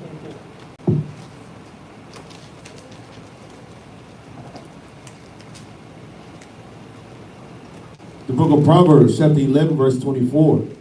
There is that scattered and yet increasing. So it's, guess what? There is that's scattered and yet increasing. So we dealing with scattered and we dealing with increasing. Read. And there is that withholding more that is meat So some people, than is meant. So like, so for real, some people withholding more. They withholding more than what is meant, right? Meaning the things that people receive is more than that. You can bite out more than you can chew. Read. but intended to poverty. But all these things come to poverty, right? But watch this though. Read. Verse 25. The liberal soul shall be made fat, So the Lord said the liberal soul shall be made fat, man. Read. and he that watereth shall be watered also himself. So the liberal soul goes into a troubled soul. Like when your soul is troubled, right? But it said those things, those people can be made fat, meaning they can be made healthy in the spirit. Right? But you got to be watering your soul. How? Reading your Bible, studying to show yourself approved, showing a pattern of good works, right? Read. He that withholdeth corn, the people shall curse him. So guess what? A person is hungry and they withholding corn. Guess what? They be like, hey, you got all this damn corn over, we over here starving. The people gonna hate you. Right? Meaning, guess what? You thinking that you helping a brother and sister, but you withholding your corn, brother. Right? Sister, you withholding your corn, you're not helping. That make a person start hating you. Sisters, hey, you better think it up, hey. Withholding the corn, I'm just letting you know, hey. You want to withhold the corn? The people will hate you. Hey, you just throwing it out there. Hey, it is what it is. Right?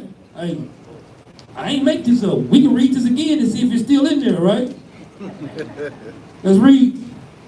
He that withholdeth corn, the people shall curse him. The people shall curse him, right? Read. But blessing shall be upon the head of him that selleth it. So, but blessing's gonna be upon him that selleth it. Now I'm like, sister, we ain't trying to tell you to sell the corn now. We ain't say sell it. Meaning, guess what? We ain't trying to say that. But guess what? If a person that we sitting there starving and you hungry, guess what? If that person go out there and sell their corn, meaning we can go out there and go buy more stuff because you done sold the corn. We work hard and we labor to get the corn. Now you can go out and sell it so we can be able to eat good. We ain't just got to eat corn. We can eat other things because we done did the work. But read on. He that diligently seeketh good, procureth favor. He that diligently seeketh good, procureth favor. You find favor, right? When you seeking good. Read. But he that seeketh mischief, But any person that seeking mischief, read. it shall come unto him. Whatever him like it, him can get it. So if you trying to see good, guess what? Don't think that just because the good didn't come overnight or it didn't come, it's going to come. But when you seeking mischief, guess what? That's going to come too. Right? Read. Verse 28. So like, he that trusteth in his riches shall fall. So any man that trusted in his riches is going to fall. Read. But the righteous shall flourish as a branch. But the righteous meaning what? What rich is this? Is this riches going into money or is riches going into something else? It goes into understanding. Or the, right? 29. Verse 29. He that troubleth his own house. Read that again. He that troubleth his own house. Read. Shall inherit the wind. Why did it say that? He that troubleth his house, troubleth the wind. Find the wind. Inherited wind. We ain't talking about troubling the house because I'm explaining this to y'all. We're not talking about troubling the house when you got some kind of wicked ass thought and you want a woman that want to control something. That's not what we're saying. That's not what it's saying. Because guess what? Your reverence should be to your husband and he shall rule over thee. What does that mean to sisters? Do that mean that you should go and run, do whatever I want to do? No, that does not mean no. That means he shall rule over. Scriptures say what they do. We need to pull scriptures to find out if this in the Bible. Do y'all believe this in the Bible or not? We can go find out to see if it's there. Matter of fact, we can get it. We can get it. Cause I see some. Okay. Go to Genesis 3:16. We're gonna see if it's there. Let's see if it's there. Let's see if it's there. Because guess what? A quiet and loving woman, guess what? That's what the Lord gonna fight for you. He ain't gonna fight for that one. Oh, she got no. He ain't gonna fight. Yeah, you gonna get what you get, right? Genesis 3:16, man. The book of Genesis, chapter 3, verse 16. Unto the woman he said, What did he say? I will greatly multiply thy The sorrow. Lord said, I will greatly multiply your sorrows. Who brought the sorrows? We read it early. Who brought the sorrow? God. The Most High God, right? Read. Come, I will greatly multiply thy sorrow and thy conception. While you having birth, read. In sorrow thou shalt bring forth children. And you gonna raise them as menstrual children, bringing forth monsters. Read. And thy desire In shall. what? In thy desire. What is a desire?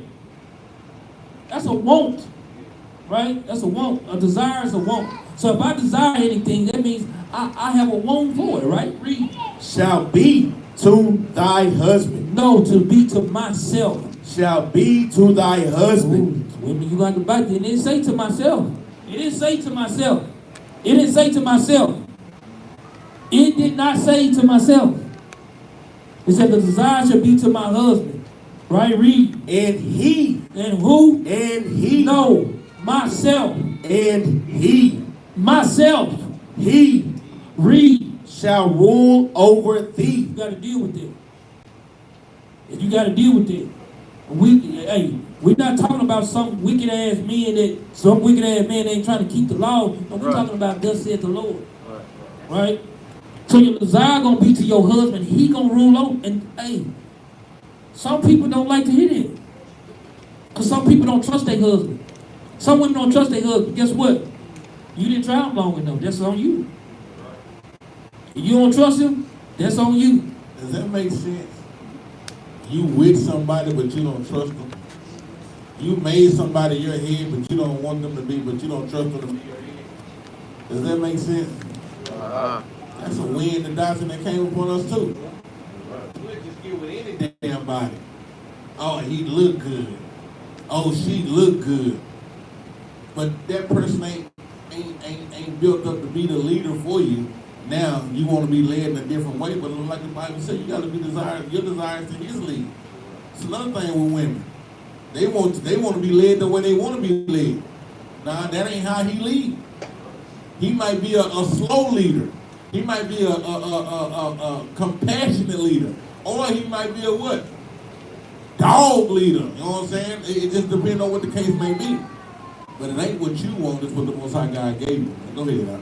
And at the end of the day, you chose him. So, I didn't choose the nigga. hey, We didn't choose him for you. I didn't tell you to go and marry this dude. And guess what? We didn't tell you to go marry her either. Damn. We didn't tell you to lay down with her. We did not. Did not tell y'all. Hey. No, we didn't tell you that. Well, come on, man. Hey, she look good. No, Go, we hey, didn't. No, we go, didn't hey, tell go you ahead to and hit her. She, hey, no. Ain't nobody told y'all nothing. No. It didn't work that way. But guess what? You had an opportunity before you even laid with him to find out if he's like that. If he's really like that, you had an opportunity. And some people don't take the opportunity. And guess what, brother? You had an opportunity to find out if she like that, if she not gonna hear. If she don't believe thus said the Lord. Or if she can't follow the Lord, she not gonna follow you.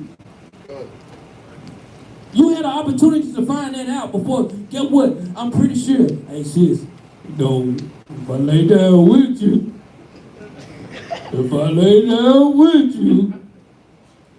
you know what this is. Let me give you 2 precepts. Now you done gave her 2 precepts. Now you got to deal and whatever come with it. But just because you dealing with whatever come with it, don't mean that she right by doing it. You understand that? And just because you dealing with everything that come with it, don't mean that he's right by whatever he's doing. He's got to be led thus said the Lord, and she got to be led thus said the Lord. The only thing to make your election sure, if both of y'all have this in the middle between both of y'all, and you let this be the truth. You can't let me win the argument and she win no. She not gonna say no more than what you gonna say. And you not gonna say no more what she gonna say. This should be the truth. Once we can put this in the middle of y'all, well, this said that, okay, we will do it. And that's how you make it work. Other than that, guess what? You gonna get what you... Go ahead, huh? I know, but no, I feel like I'm gonna say the same thing, but No, go ahead.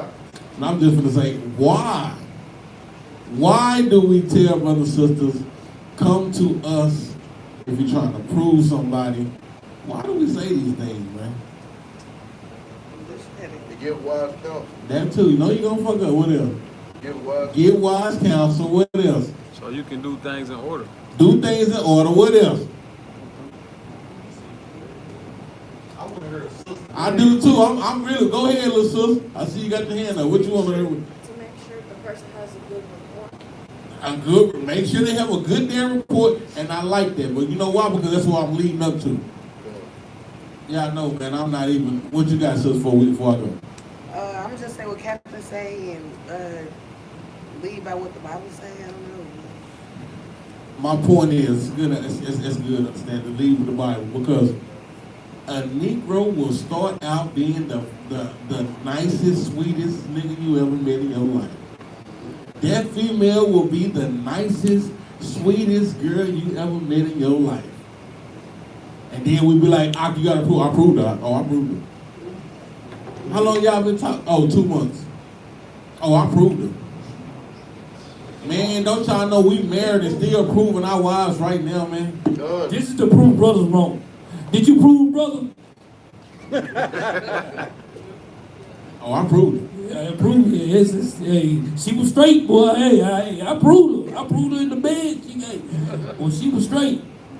Every relationship, man, when somebody get together, they start out, they the sweetest person. Oh, we talk on the phone all night. We fall asleep on the phone. Girl, he cute. Kiss me through the phone, hey, I love you, this and that. It start out real nice. But you don't understand somebody till shit hits the fan, man. I'm talking about you gotta go through constant situations to really see how a person reacts in this situation. How a person reacts in this situation. If he's that same guy that you thought he was when problems occur. If she's that same sister that you thought she was when shit don't go the way that she wanted to go. This is why we tell brothers and sisters, stop trying to go outside the damn order. Come holler at leadership, man. We've been in this long, man. 10 plus years, damn near 10 years, 6 years. Come on, man. We're trying to give you some damn understanding before you make a mistake. And then you ask the counsel, talking about, I can't deal with him no more. I can't do it. And I'm going to tell brothers and sisters this.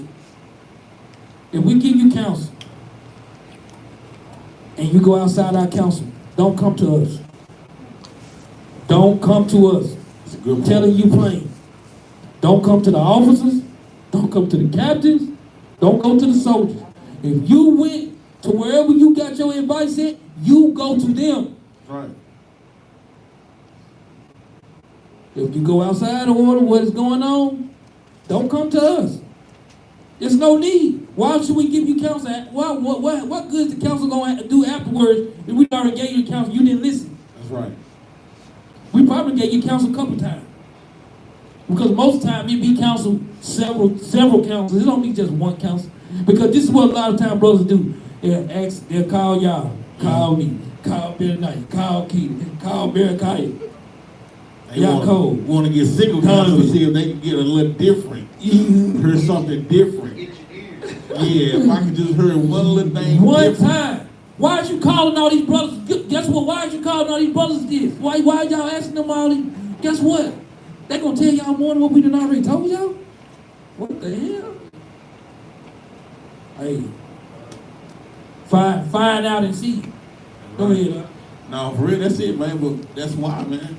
This is exactly why, man. Because proving is not a 2 month, 3 month, 3 week, 1 year. And you got to really show. That's why the Bible said what? Show a pattern of good works, man.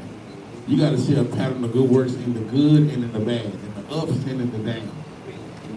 When they say, I proved it. Oh yeah, I'm ready. I proved it. 2 weeks later, I can't deal with them.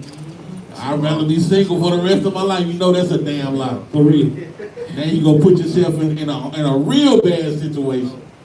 And you know, like you say, when you, they brother and sister want to prove each other in the bedroom. The bedroom don't last that long, man. Man, what if you want them brothers to go all night? But what about the morning? When y'all ass get up? You might get go all night long, but what about when you gotta get up and she starts saying this? And then you start saying this. Wanna lay down again?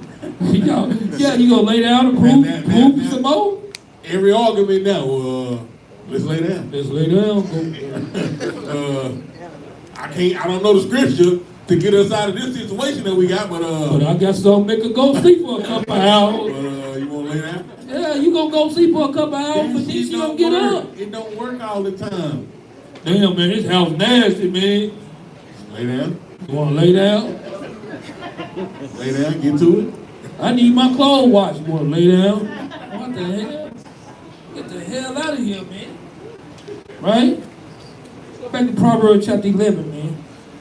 Read verse 29. Because we deal with spirits, but we got to see what spirits lie.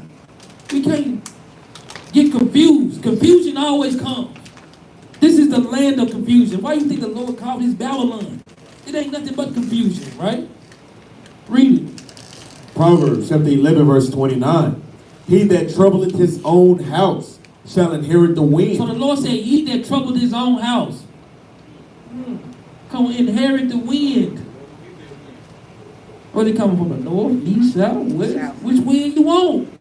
You gonna get the cold wind, the hot wind, the rain? Which wind you want? You gonna get a wind, you gonna inherit it. He didn't say which one, but you gonna get it, you gonna get a wind. You gonna inherit that thing, man. It might be hell and tempest. Right? This goes in. What's your first house? I'm see you, brothers. Your temple. Everybody know your temple is your first house. So if you trouble your own house, the Lord said you inherit the wind. Okay, what if you got yourself in order? You in order, right? Said he. Guess what? She can do it too. What if you trouble your house? What do you think is going to happen to you? When the Lord told the woman and gave her role and she don't do what she's supposed to do, what do you think going to happen to her? When the Lord gave the man a role and he's not doing what a man's supposed to do in a marriage, what do you think is going to happen to him? You're troubling the house. And you're going to get what you're looking for. Right? This is plain. What him want, him gonna get. I'm gonna tell you. And y'all know, we gonna keep it real 100, man. We done told sisters, man. And mainly we done told brothers. Your best bet is to find a woman in the truth. Be real simple, real 100 with you. Because that's how you trouble your house too. How the hell is that you keeping the law, statutes, and commandments? Right? You're trying to change, you're trying to convert, but then you go get a woman or vice versa, a woman go get a man that ain't got nothing to do with the same thing you got to do with. That's gonna be damn division right there. Can two walk together except they be agreed? The first thing they gotta be agreement is we finna keep these laws together. That's why we tell brothers, for y'all single brothers, man, we say this all the time. Your ass better go out there and find your wife that's in the truth keeping these laws already, man. See, some of us brothers didn't have the opportunity to do that, and now we had to fight hard as hell to make sure we get this thing right. Just I'll pray that sometime the Lord put it on the spirit on our wives to make sure that things go right and that they keep the commandments down. But you got brothers shaking their head like, yeah, I ain't get the opportunity. Now I'm fighting like a dog. But then y'all got the opportunity. And guess what? It's still fighting like a dog. The first thing y'all need to have in order on agreements is we gonna keep these laws together. Yeah, that's right. Brothers gotta think. Because she used to be in the other room, y'all hear it. Like she's like, what the hell going on? You be like, ho.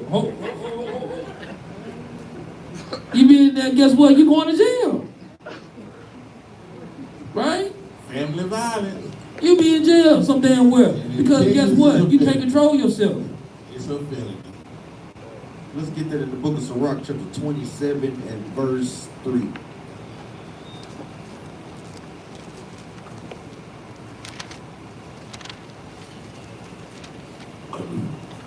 The book of Sirach, 27, verse 3. Unless a man hold himself diligently in the fear of the Lord, his house shall soon be overthrown. Read that again, out. Sirach, chapter 27, verse 3. Unless a man hold himself diligently in the fear of the Lord, his house shall soon be overthrown. That thing is heavy because if brothers don't, even like our brothers, Cap's just going through those things, man. It's a number of things that can, guess what, pull you out of the truth, man. Pull yourself out, not only you, but also your whole household, man. This thing goes deep, man. And a lot of times, brothers, we got to shake that selfish spirit when we're thinking about just ourselves. Even for the sisters as well, man. Go ahead, Doc. That precept beside that. Proverbs 11 and 29 beside this Rock 27 and 3. That's what I did. Vice versa. Y'all better act like y'all understand some stuff, man. Boy, for real. Read that last Proverbs chapter 11 verse 29 again. I want that last part. The book of Proverbs, chapter 11, verse 29. He that troubleth his own house shall inherit the wind, and the fool shall be servant to the wise of heart. So he said the fool shall be servant unto the wise of heart, man. That's a tough one too, man. How a fool can be a servant to the wise of heart, man. All right? Meaning it could be a person that's trying to deceive you, or it could be a person that, guess what, trying to pull you up out of the fire, man. But in this instance, guess what? It can be a wise of heart, man. All right? Read on. The fruit of righteousness is as a tree of life, Read. and he that winneth souls is wise. So he that winneth souls is wise. I mean, the brothers and sisters that, man, that's fighting. Hey, thus said the Lord. Show them by your good works. Showing that, guess what, thus said the Lord. Not a brother that's trying to be troubling the house, no, or a sister that's trying to trouble the house. Brothers showing to let your light shine. That brothers and sisters can see that thing, man. Right? Read it. Verse 31. Behold, the righteous shall be recompensed in the earth, much more than the wicked and the sinner. So the righteous is going to be recompensed in the earth much more than the wicked and the sinner. That's why you think, man, the Lord make it plain for us to be able to grow, man. Us keeping the commandments. Yeah, what the Lord, he don't just let us fall that far out by the way. The hand of brutish men and skillful to destroy. So the Lord said He gonna put us in the hand of brutish men and they skillful to destroy, man. Hey, the Lord said they skillful to destroy, man. Right? This is, man, I don't know, brothers, sisters, understand this. When a person is skillful to destroy, what did that mean to brothers? What did that mean? What you got out? They good at killing. They good, but they good at look. And what does Satan do? Steal and destroy. And the Lord gave us into the hands of a skillful person, a skillful nation that destroys, man. Destroy us so much, they put pork in everything. Destroy us so much, guess what? They give us their school systems. Destroy us so much, they give us their holidays. Man, look, and they make it look good. Shrimp is a delicacy. Lobster is a delicacy. They make pork ribs look better than beef ribs, man. Man, I'm telling you, when I'm talking about the eyes, I'm a type of person, I love to look at cooking shows. That's one of my things I like to do. I sit up there and I'm half an hour go by, I'm watching this dude cook all kind of goddamn abominations. I'm like, hold on. Right? Because I know that I ain't grew up on shrimp and lobster because I didn't know nothing about this all wrong. But the pork, guess what? I watched this dude cook all kind of pork ribs and all kind of baby back ribs. I watched him do it. Like, I ain't saying that it probably was a little sin in me or something. Shoot. But I sit there and watched it. Right? But they make it look good. That's why it's so skillful. Why you think during the time of Christmas, they decorate all kind of light poles full of They want you, they want to get you in their spirit. They put them liquor stores on every corner because they call wine what? Spirits. All these things, they skillful. They is not playing. The Lord said they wiser than Daniel, man. And then if the Lord said they wiser than Daniel, why we don't listen? Right?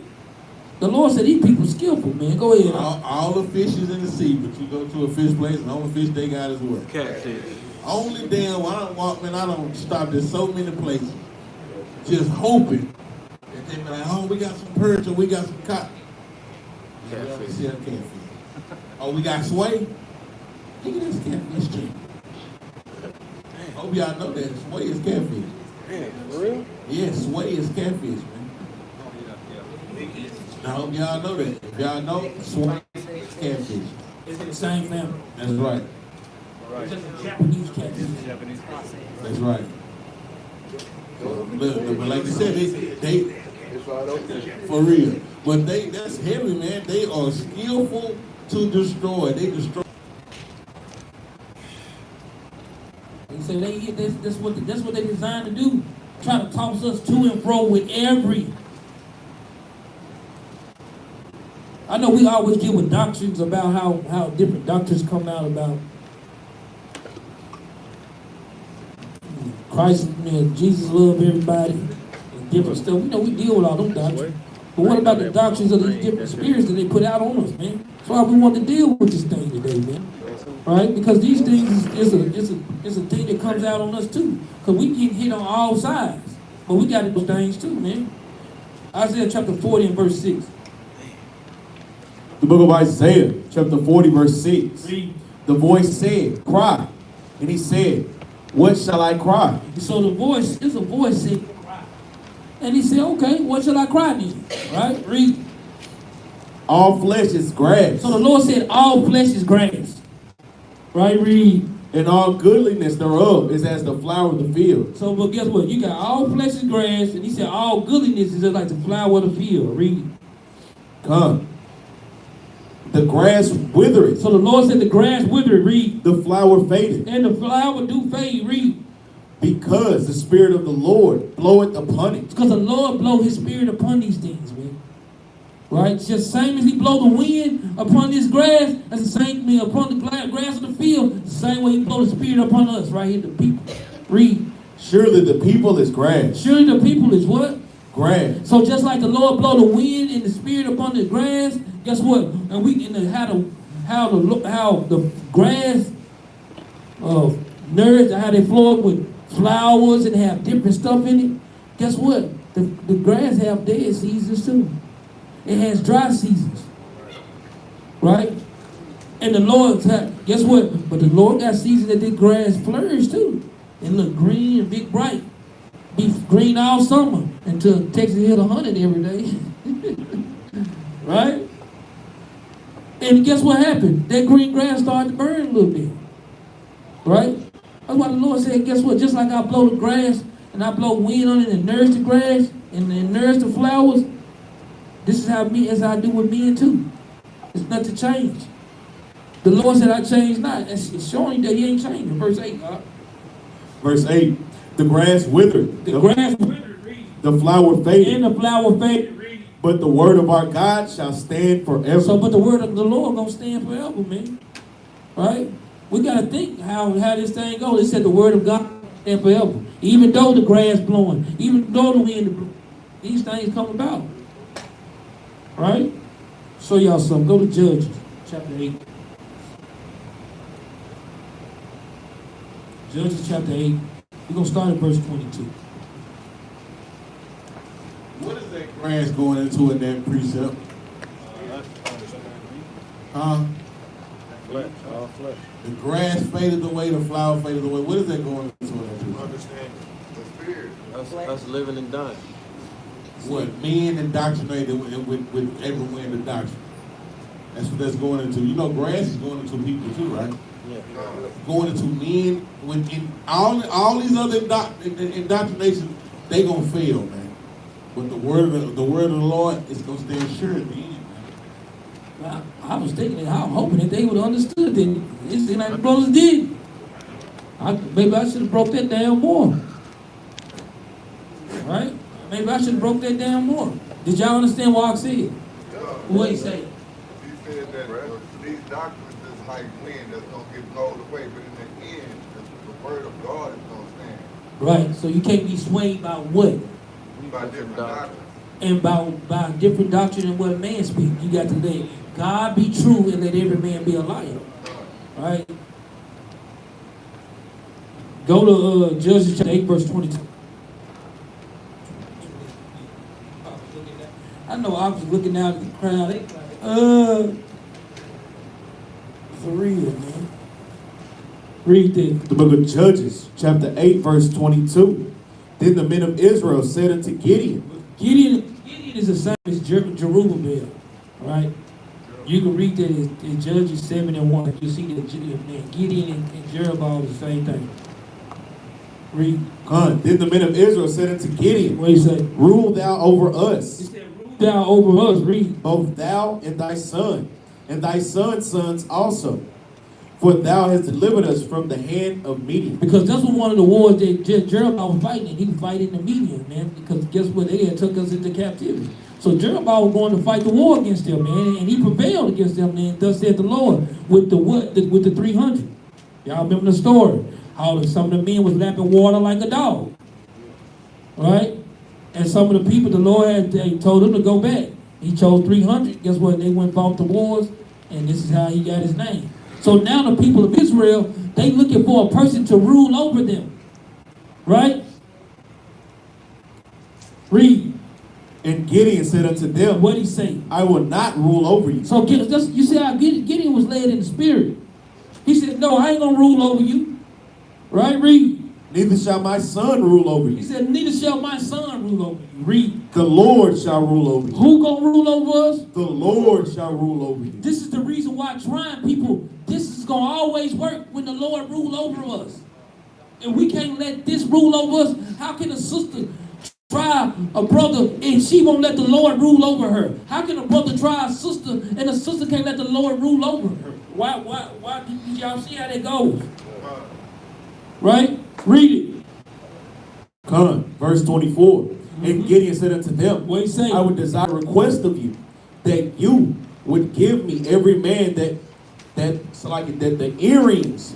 Let's say earrings. Yep. So give every man the earrings of his prey, for they have golden earrings, because they were Ishmaelites. So guess what? The Lord said, not the Lord, Gideon said, hey, all of y'all, give me the gold out of y'all earrings. I mean, out of y'all ears. I need all the gold. Y'all got that from Ishmael. Right? Read. And they answered, read. we will willingly give them. And they spread a garment, and did cast therein every man the earrings of his prey. So every man gave their earrings to him, because guess what? The Lord called it as Ishmaelite, because they were going into the custom of what? Ishmael. Right? Verse 26. And the weight of the golden earrings that he requested was 1,700 shekels of gold. Right, read. Beside ornaments and collars and purple raiment that was on the kings of Midian. Because they took all when they defeated the Midianites, they spoiled the goods, right? They took all the stuff that they had. Read. And beside the chains that were about their camels' necks. Right, read. And Gideon made an ephod thereof. And he made a what? An ephod. Gideon made an ephod. He didn't go make no golden calf. He made an ephod. What is an ephod, brothers? I don't know. You don't know? With the jewels on it that represent each tribe. But some brothers know, but wear an ephod. Exodus 20, chapter 20, verse 17 on down. Okay, yeah. So the ephod got what? It's a breastplate that the Levites wore that has all the stones of the children of Israel in it. Right? Read. Even, and put it in his city, even in Ophrah. And all Israel went thither, a whoring after it. And all Israel, guess what? And all Israel went to whoring after this thing. Damn.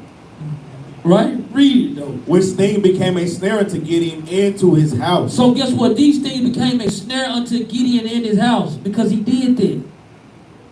He thinking that he's making it something good, but it became a snare unto their house. This is what we dealing with. with, guess what? We deal with the women, but we got to deal with a man, guess what? Being what to his house?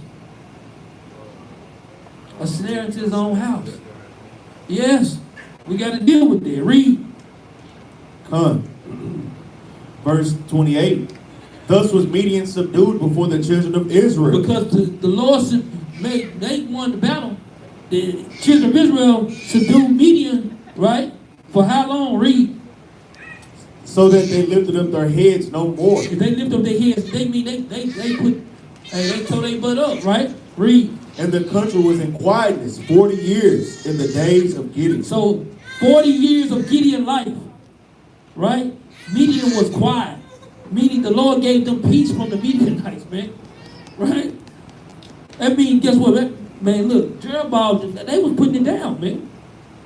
Right? Thus said the Lord. But read. And Jerubbaal, the son of Joash, went and dwelt in his own house. So read. And Gideon had 70 sons. So Gideon had he had 70 sons. Read. Of his body begotten. Came out his seed. Read. For he had many wives. Because he had many wives. Read.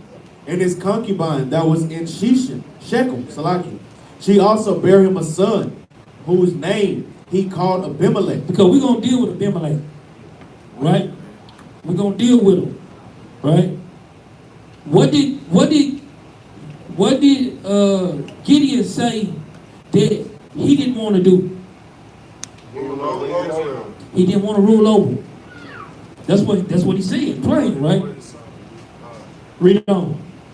And Gideon, the son of Joash, died in a good old age. So Gideon died in a good old age. Read. And was buried in the sepulchre of Joash his father, in Ophrah of the Abizarites. Right. So thinking about in that land, say Ophir. This is where all the choice goes at. This is supposed to be where all the best gold in the world is. Like going over there towards the rising of the sun, like you see in the lands of like Philippines and China. These is where all the choice golds come from, right? Goes into those lands over there, right? That's where Solomon even went to Ophir, over there to those lands to get the best choice golds, man. Right? Jump over to chapter 9, verse 5. We're gonna deal with Abimelech. Judges, chapter 9. The book of Judges, chapter 9, verse 5. And he went unto his father's house at Ophrah, and slew his brethren. Shalaki. I want to jump up to verse 1. Jump up to verse 1.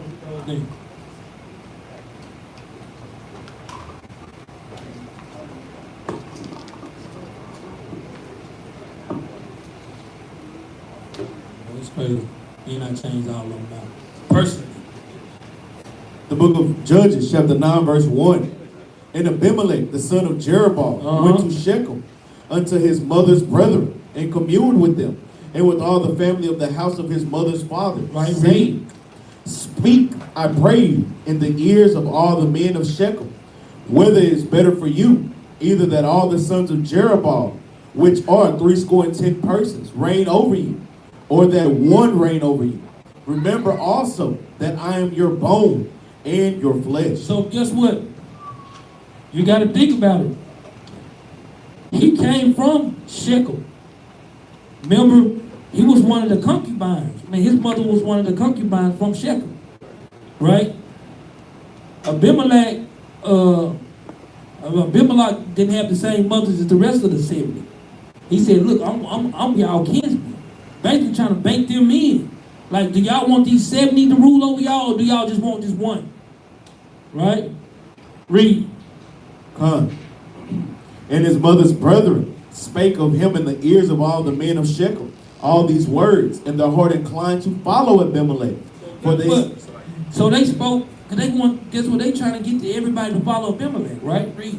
For they said, he is our brother. They said, he's our brother, right? Read. And they gave him 70 pieces of silver out of the house of Baal Berith. Right? This goes into idolatry, which is going into a satanic deed, right? Read. Wherewith Abimelech hired vain and light persons which followed him. So he hired vain and dumb people to follow him. Light goes into dumb people, right? We don't. And he went unto his father's house at Ophrah, and slew his brethren. And he slew his brothers, read. The sons of Jerubbaal, being 70 persons upon one stone. notwithstanding yet Jotham, the youngest son of Jerubbaal, was left, for he he hid himself. So guess what? Jotham, out of all the brothers, out of all the 70, he hid himself. Because he already knew the wickedness of Abimelech, man. Right? Sometimes you see that you're thinking you're doing the right thing. Just like when Jerubbaal, he thought he was doing the right thing.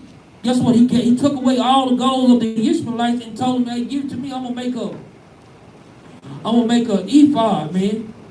And so when he started making an ephod, what happened after he made the ephod? They went to go start worshiping them things, man. Right? And from that point, he had, during this reign, during Jerubbaal life, he had 40 years of peace and he died. But afterward, what came about?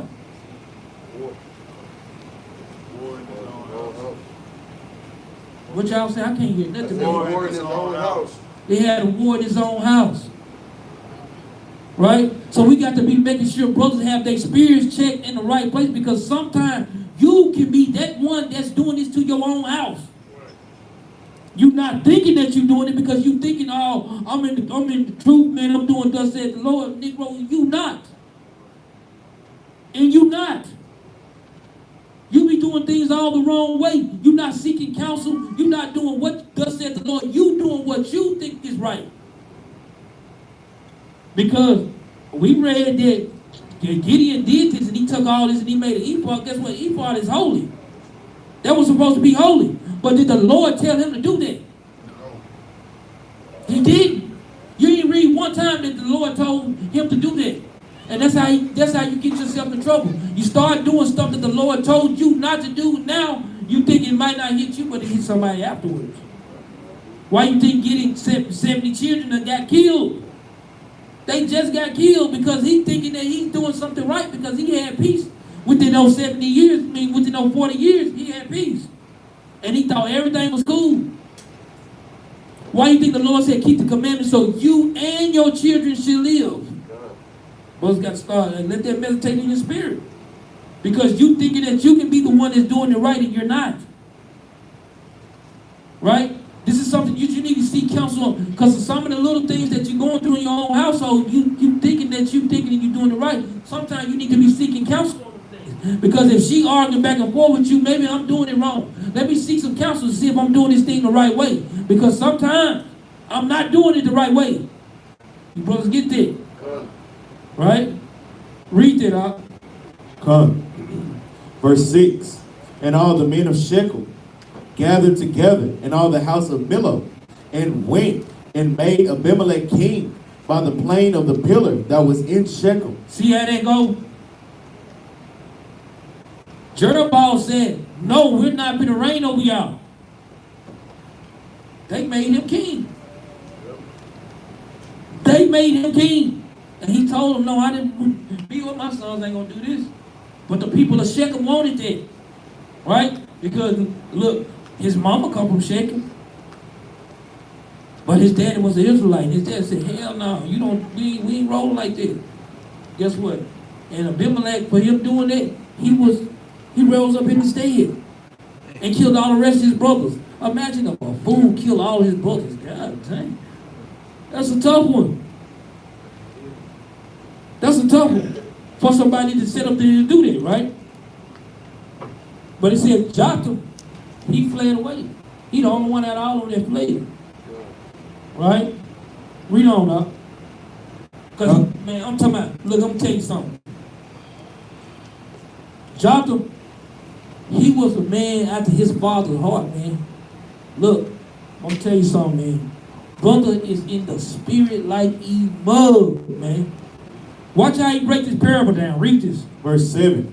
And when they told it to Jotham, he went and stood at the top of Mount Gezerim, and lifted up his voice, and cried, and said unto them, Hearken unto me, you men of Shechem. that God may hearken unto you. So guess what? After they just made Abimelech king, Jotham said, look, he was stood up. Now he want to go talk to the people, right? Because he was one of Gideon's children too, right?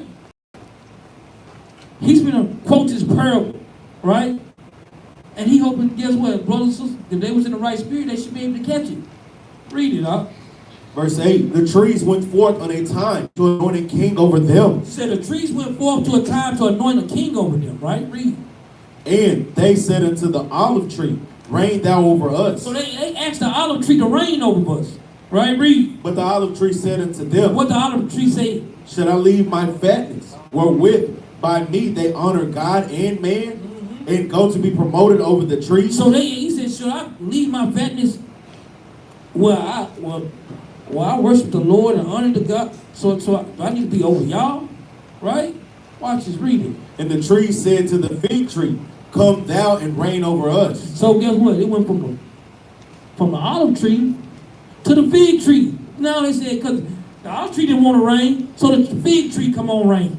Right, read. But the fig tree said unto them, tree said unto them, read. should I forsake my sweetness and my good fruit, and to go to be promoted over the trees? Right, read. Then said the trees unto the vine, now the trees acting the vine, read. come thou and reign over us. It said, come reign over us, read. And the vine said unto them, what did it say? should I leave my wine, which cheereth God and man, which cheereth God and man, read. and go to be promoted over the trees? And go to be promoted over the trees, read. Then said all the trees unto the bramble, come thou and reign over us. Why does these trees keep asking somebody to reign over them, man?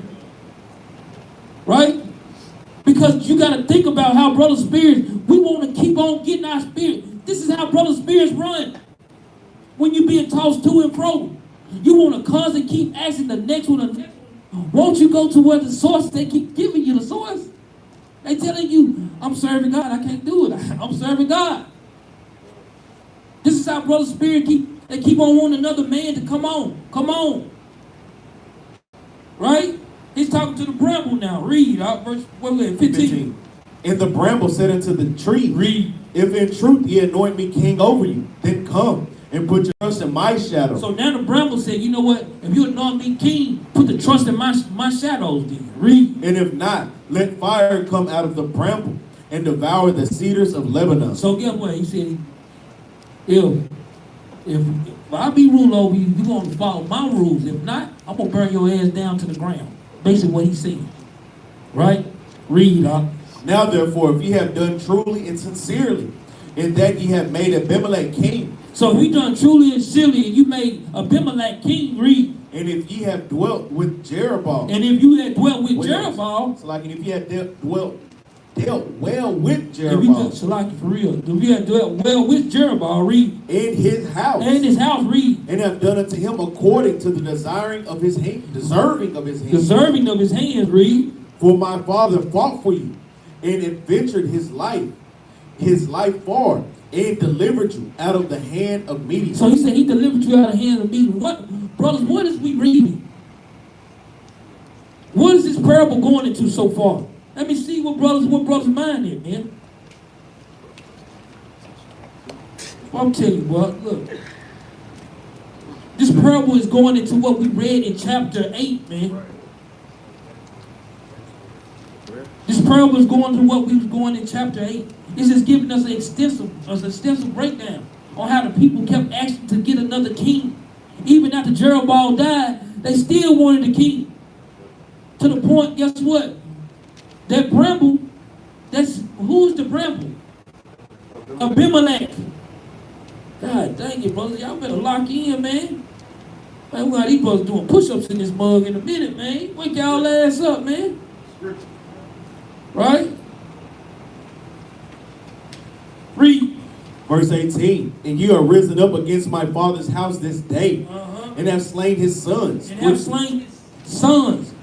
Right? Read. 70 persons upon one stone, and have made the son of his maidservant king. So those trees that devoured the Lebanon was what? His 70 sons. God dang it, brothers. Read, Salakia, and have made Abimelech the son of his maidservant king over the men of Shechem, because he is your brother. Because he's your brother. That's the same thing he pulled about what in the beginning of the chapter, right? Read. If ye then have dwelt truly and sincerely with Jerubbaal and with his house this day, then rejoice ye in Abimelech, and let him also rejoice in you. Right, read. But if not, let fire come out from Abimelech and devour the men of Shechem in the house of Millo, and let fire come out from the men of Shechem and from the house of Millo and devour Abimelech. Right, read. And Jotham ran away and fled and went to Beer and dwelt there for fear of Abimelech his brother. Right, because he fled. Why? Because he wasn't getting up under that shadow. He didn't want to follow what Abimelech said. That's why he had to flee from himself, man, from his brother. His own brother he had to flee from. Right? His brother was wicked as hell, man. Right? Verse 22. When Abimelech had reigned 3 years over Israel, then God sent the evil spirit between Abimelech and the men of Shechem. So guess what? He got there. Now the Lord put an evil spirit on him. Why? Why, brothers? There's a couple reasons why. There's a couple. Because he That's broad. That's too broad, He man. went against the law. He killed his brother. He killed his brother. What else? And he was trying to reign over Israel. And he was trying to reign over Israel. What else? He went against his father. He was out of order. Right? This goes into a person troubling their house, man. Right? What does Abimelech do? He troubled the whole house of Israel. He reigned over Israel and he troubled us. He troubled them. Right? So the Lord put an evil spirit on Abimelech, man, and Shechem, right? Because Shechem helped him do what? Kill his brothers. Right? Read it. Then God sent the evil spirit between Abimelech and the men of Shechem, and the men of Shechem dealt treacherously with Abimelech. So now me and Shechem dealing treacherously with Abimelech now. Right? You just helped them kill some people. Killed them 70 brothers. Now they dealing wicked with you. Right? Read. That the cruelty done to 70 sons of Jerubbaal might come, and their blood be laid upon Abimelech, their brother. Blood be laid upon Abimelech, their brother. Read. Which slew them, and upon the men of Shechem, which aided him in the killing of his brethren. This goes into help your brothers out. When a person is troubling their own house, that thing can run deep. And you don't know where that thing is coming, but it's coming from every sides of directions. So much to the point you see Abimelech, he killed 70 of his brothers. Right? Not just 70 of his brothers, but the people lost respect for him too. You see how that go? He lost respect for what his father told him to kill his own brothers. Now the people lost respect for him to kill him. See how that thing is like a downhill spiral for a brother not being in the right damn spirit. That's why, we gonna always try to keep the sisters in order, but the brothers, you don't know how downhill the spiral can go for you. So if you're not putting checks and balances on yourself while you in this walk, guess what? You will start seeing yourself going into the downhill spiral too. Right? And that's when you see your brothers get tossed to, and you see your brother get tossed fro. Right? You see a brother have a reprobate mind that get into a state that they cannot leave. You'll see them call one brother to the next brother. You see sisters call one sister to the next sister trying to get justified. It ain't no justification in it. You brothers and sisters get there. And with that, we give our honor and praise to the Most High and His Son, Yahweh Shai. Say shalom.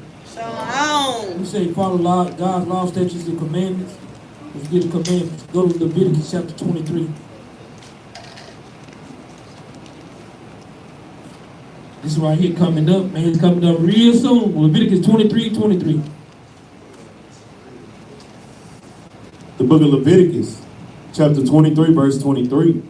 And the Lord spake unto Moses, saying, What do you say? Speak unto the children of Israel, saying, In the 7th month, in the 1st day of the month, shall ye have a Sabbath, a memorial blowing of trumpets, Right, because this is what we coming up to, a memorial blowing of trumpet, right? Read. an holy convocation. This is a holy convocation, man. Read. Ye shall do no servile work therein, but ye shall offer an offering made by fire unto the Lord. Because we got the memorial blowing the trumpet coming up, which means the 7th month, right? Going into the 7th month of the year, right? And with that, we give all honor and praise to the Most High and His Son, Yahushua. Shalom. All right.